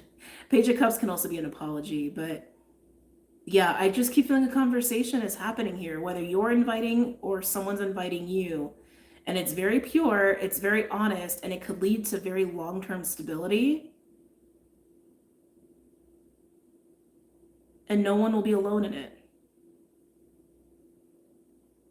No one will be alone in it. Some of you are going to know the right time to offer this to somebody. And some of you are just going to know the right time to say yes. Or no. I don't feel a no here, though. Doesn't feel like a no thing. Can I get a couple other cards, please, for earth signs? Yeah, Page of Swords. Wow! Page of Swords.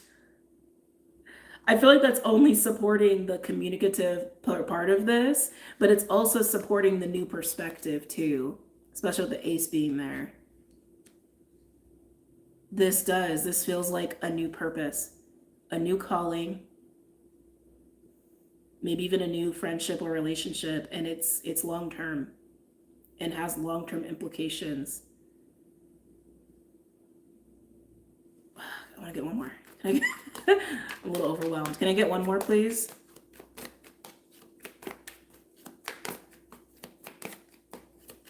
You'll know if it's right for you, but I'm not feeling a no. I'm not. And some of you are initiating this to another person, and you just got to know the right time. Can I get one more, please?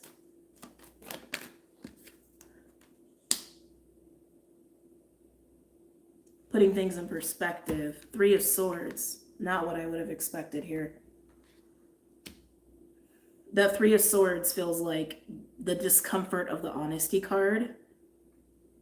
There's it's highlighting something painful. It's highlighting something that's uncomfortable. Some of you, this is definitely learning to receive if you're being approached here. And if there are apologies happening just because Page of Cups, right? It's addressing that. It's addressing that. If anything, I just feel like it's highlighting what you are uncomfortable with that's rooted in the gland conner, which is help and support. Like you have an issue with it. You have a discomfort about receiving help and support, but you want it. You want it. Yeah, whatever this invitation is, it's just highlighting something that is, oh, candle just went out, that you are innately uncomfortable with. Okay? But I feel like that discomfort is something that you're learning to let go of anyway. That way of being that makes you uncomfortable with this kind of a situation, this kind of an invitation, you're learning to let go. And it's giving you new perspective on it, on that gland conner energy that we keep talking about. This is very interesting. Yeah. Okay, Earth signs. That is it. We are complete. Yes, we're on here for 3 hours. I think that was the same as the weekly last time. I've just been taking my time because it's just more fun that way when I take my time. And I've always tried to do short readings. I feel like I'm incapable. Just speaking honestly, I feel like it's so hard for me to do a really short reading. Like I've seen those readers that have like 10, 15-minute readings, and I'm just like, how do they do that? Because for me, there's always so much to say. And everyone reads differently, but yeah, I feel like so much information's like coming out of me when I'm doing a reading. Like to do 10, 15 minutes just feels like it doesn't do it justice. But anyway, I'm gonna hop off now. I'm gonna take a little break and I'm gonna do Taurus later, which will be on Patreon, but that'll post later in the week. And for those waiting on sign readings, they will start to post tomorrow on Tuesday. Okay, starting with Pisces. But I'm gonna bounce. Thank you guys for coming out. Thank you for enjoying and supporting and receiving and all that good stuff. And yeah, I love you guys. I will see you guys later. Have a good day and a good week. Take care.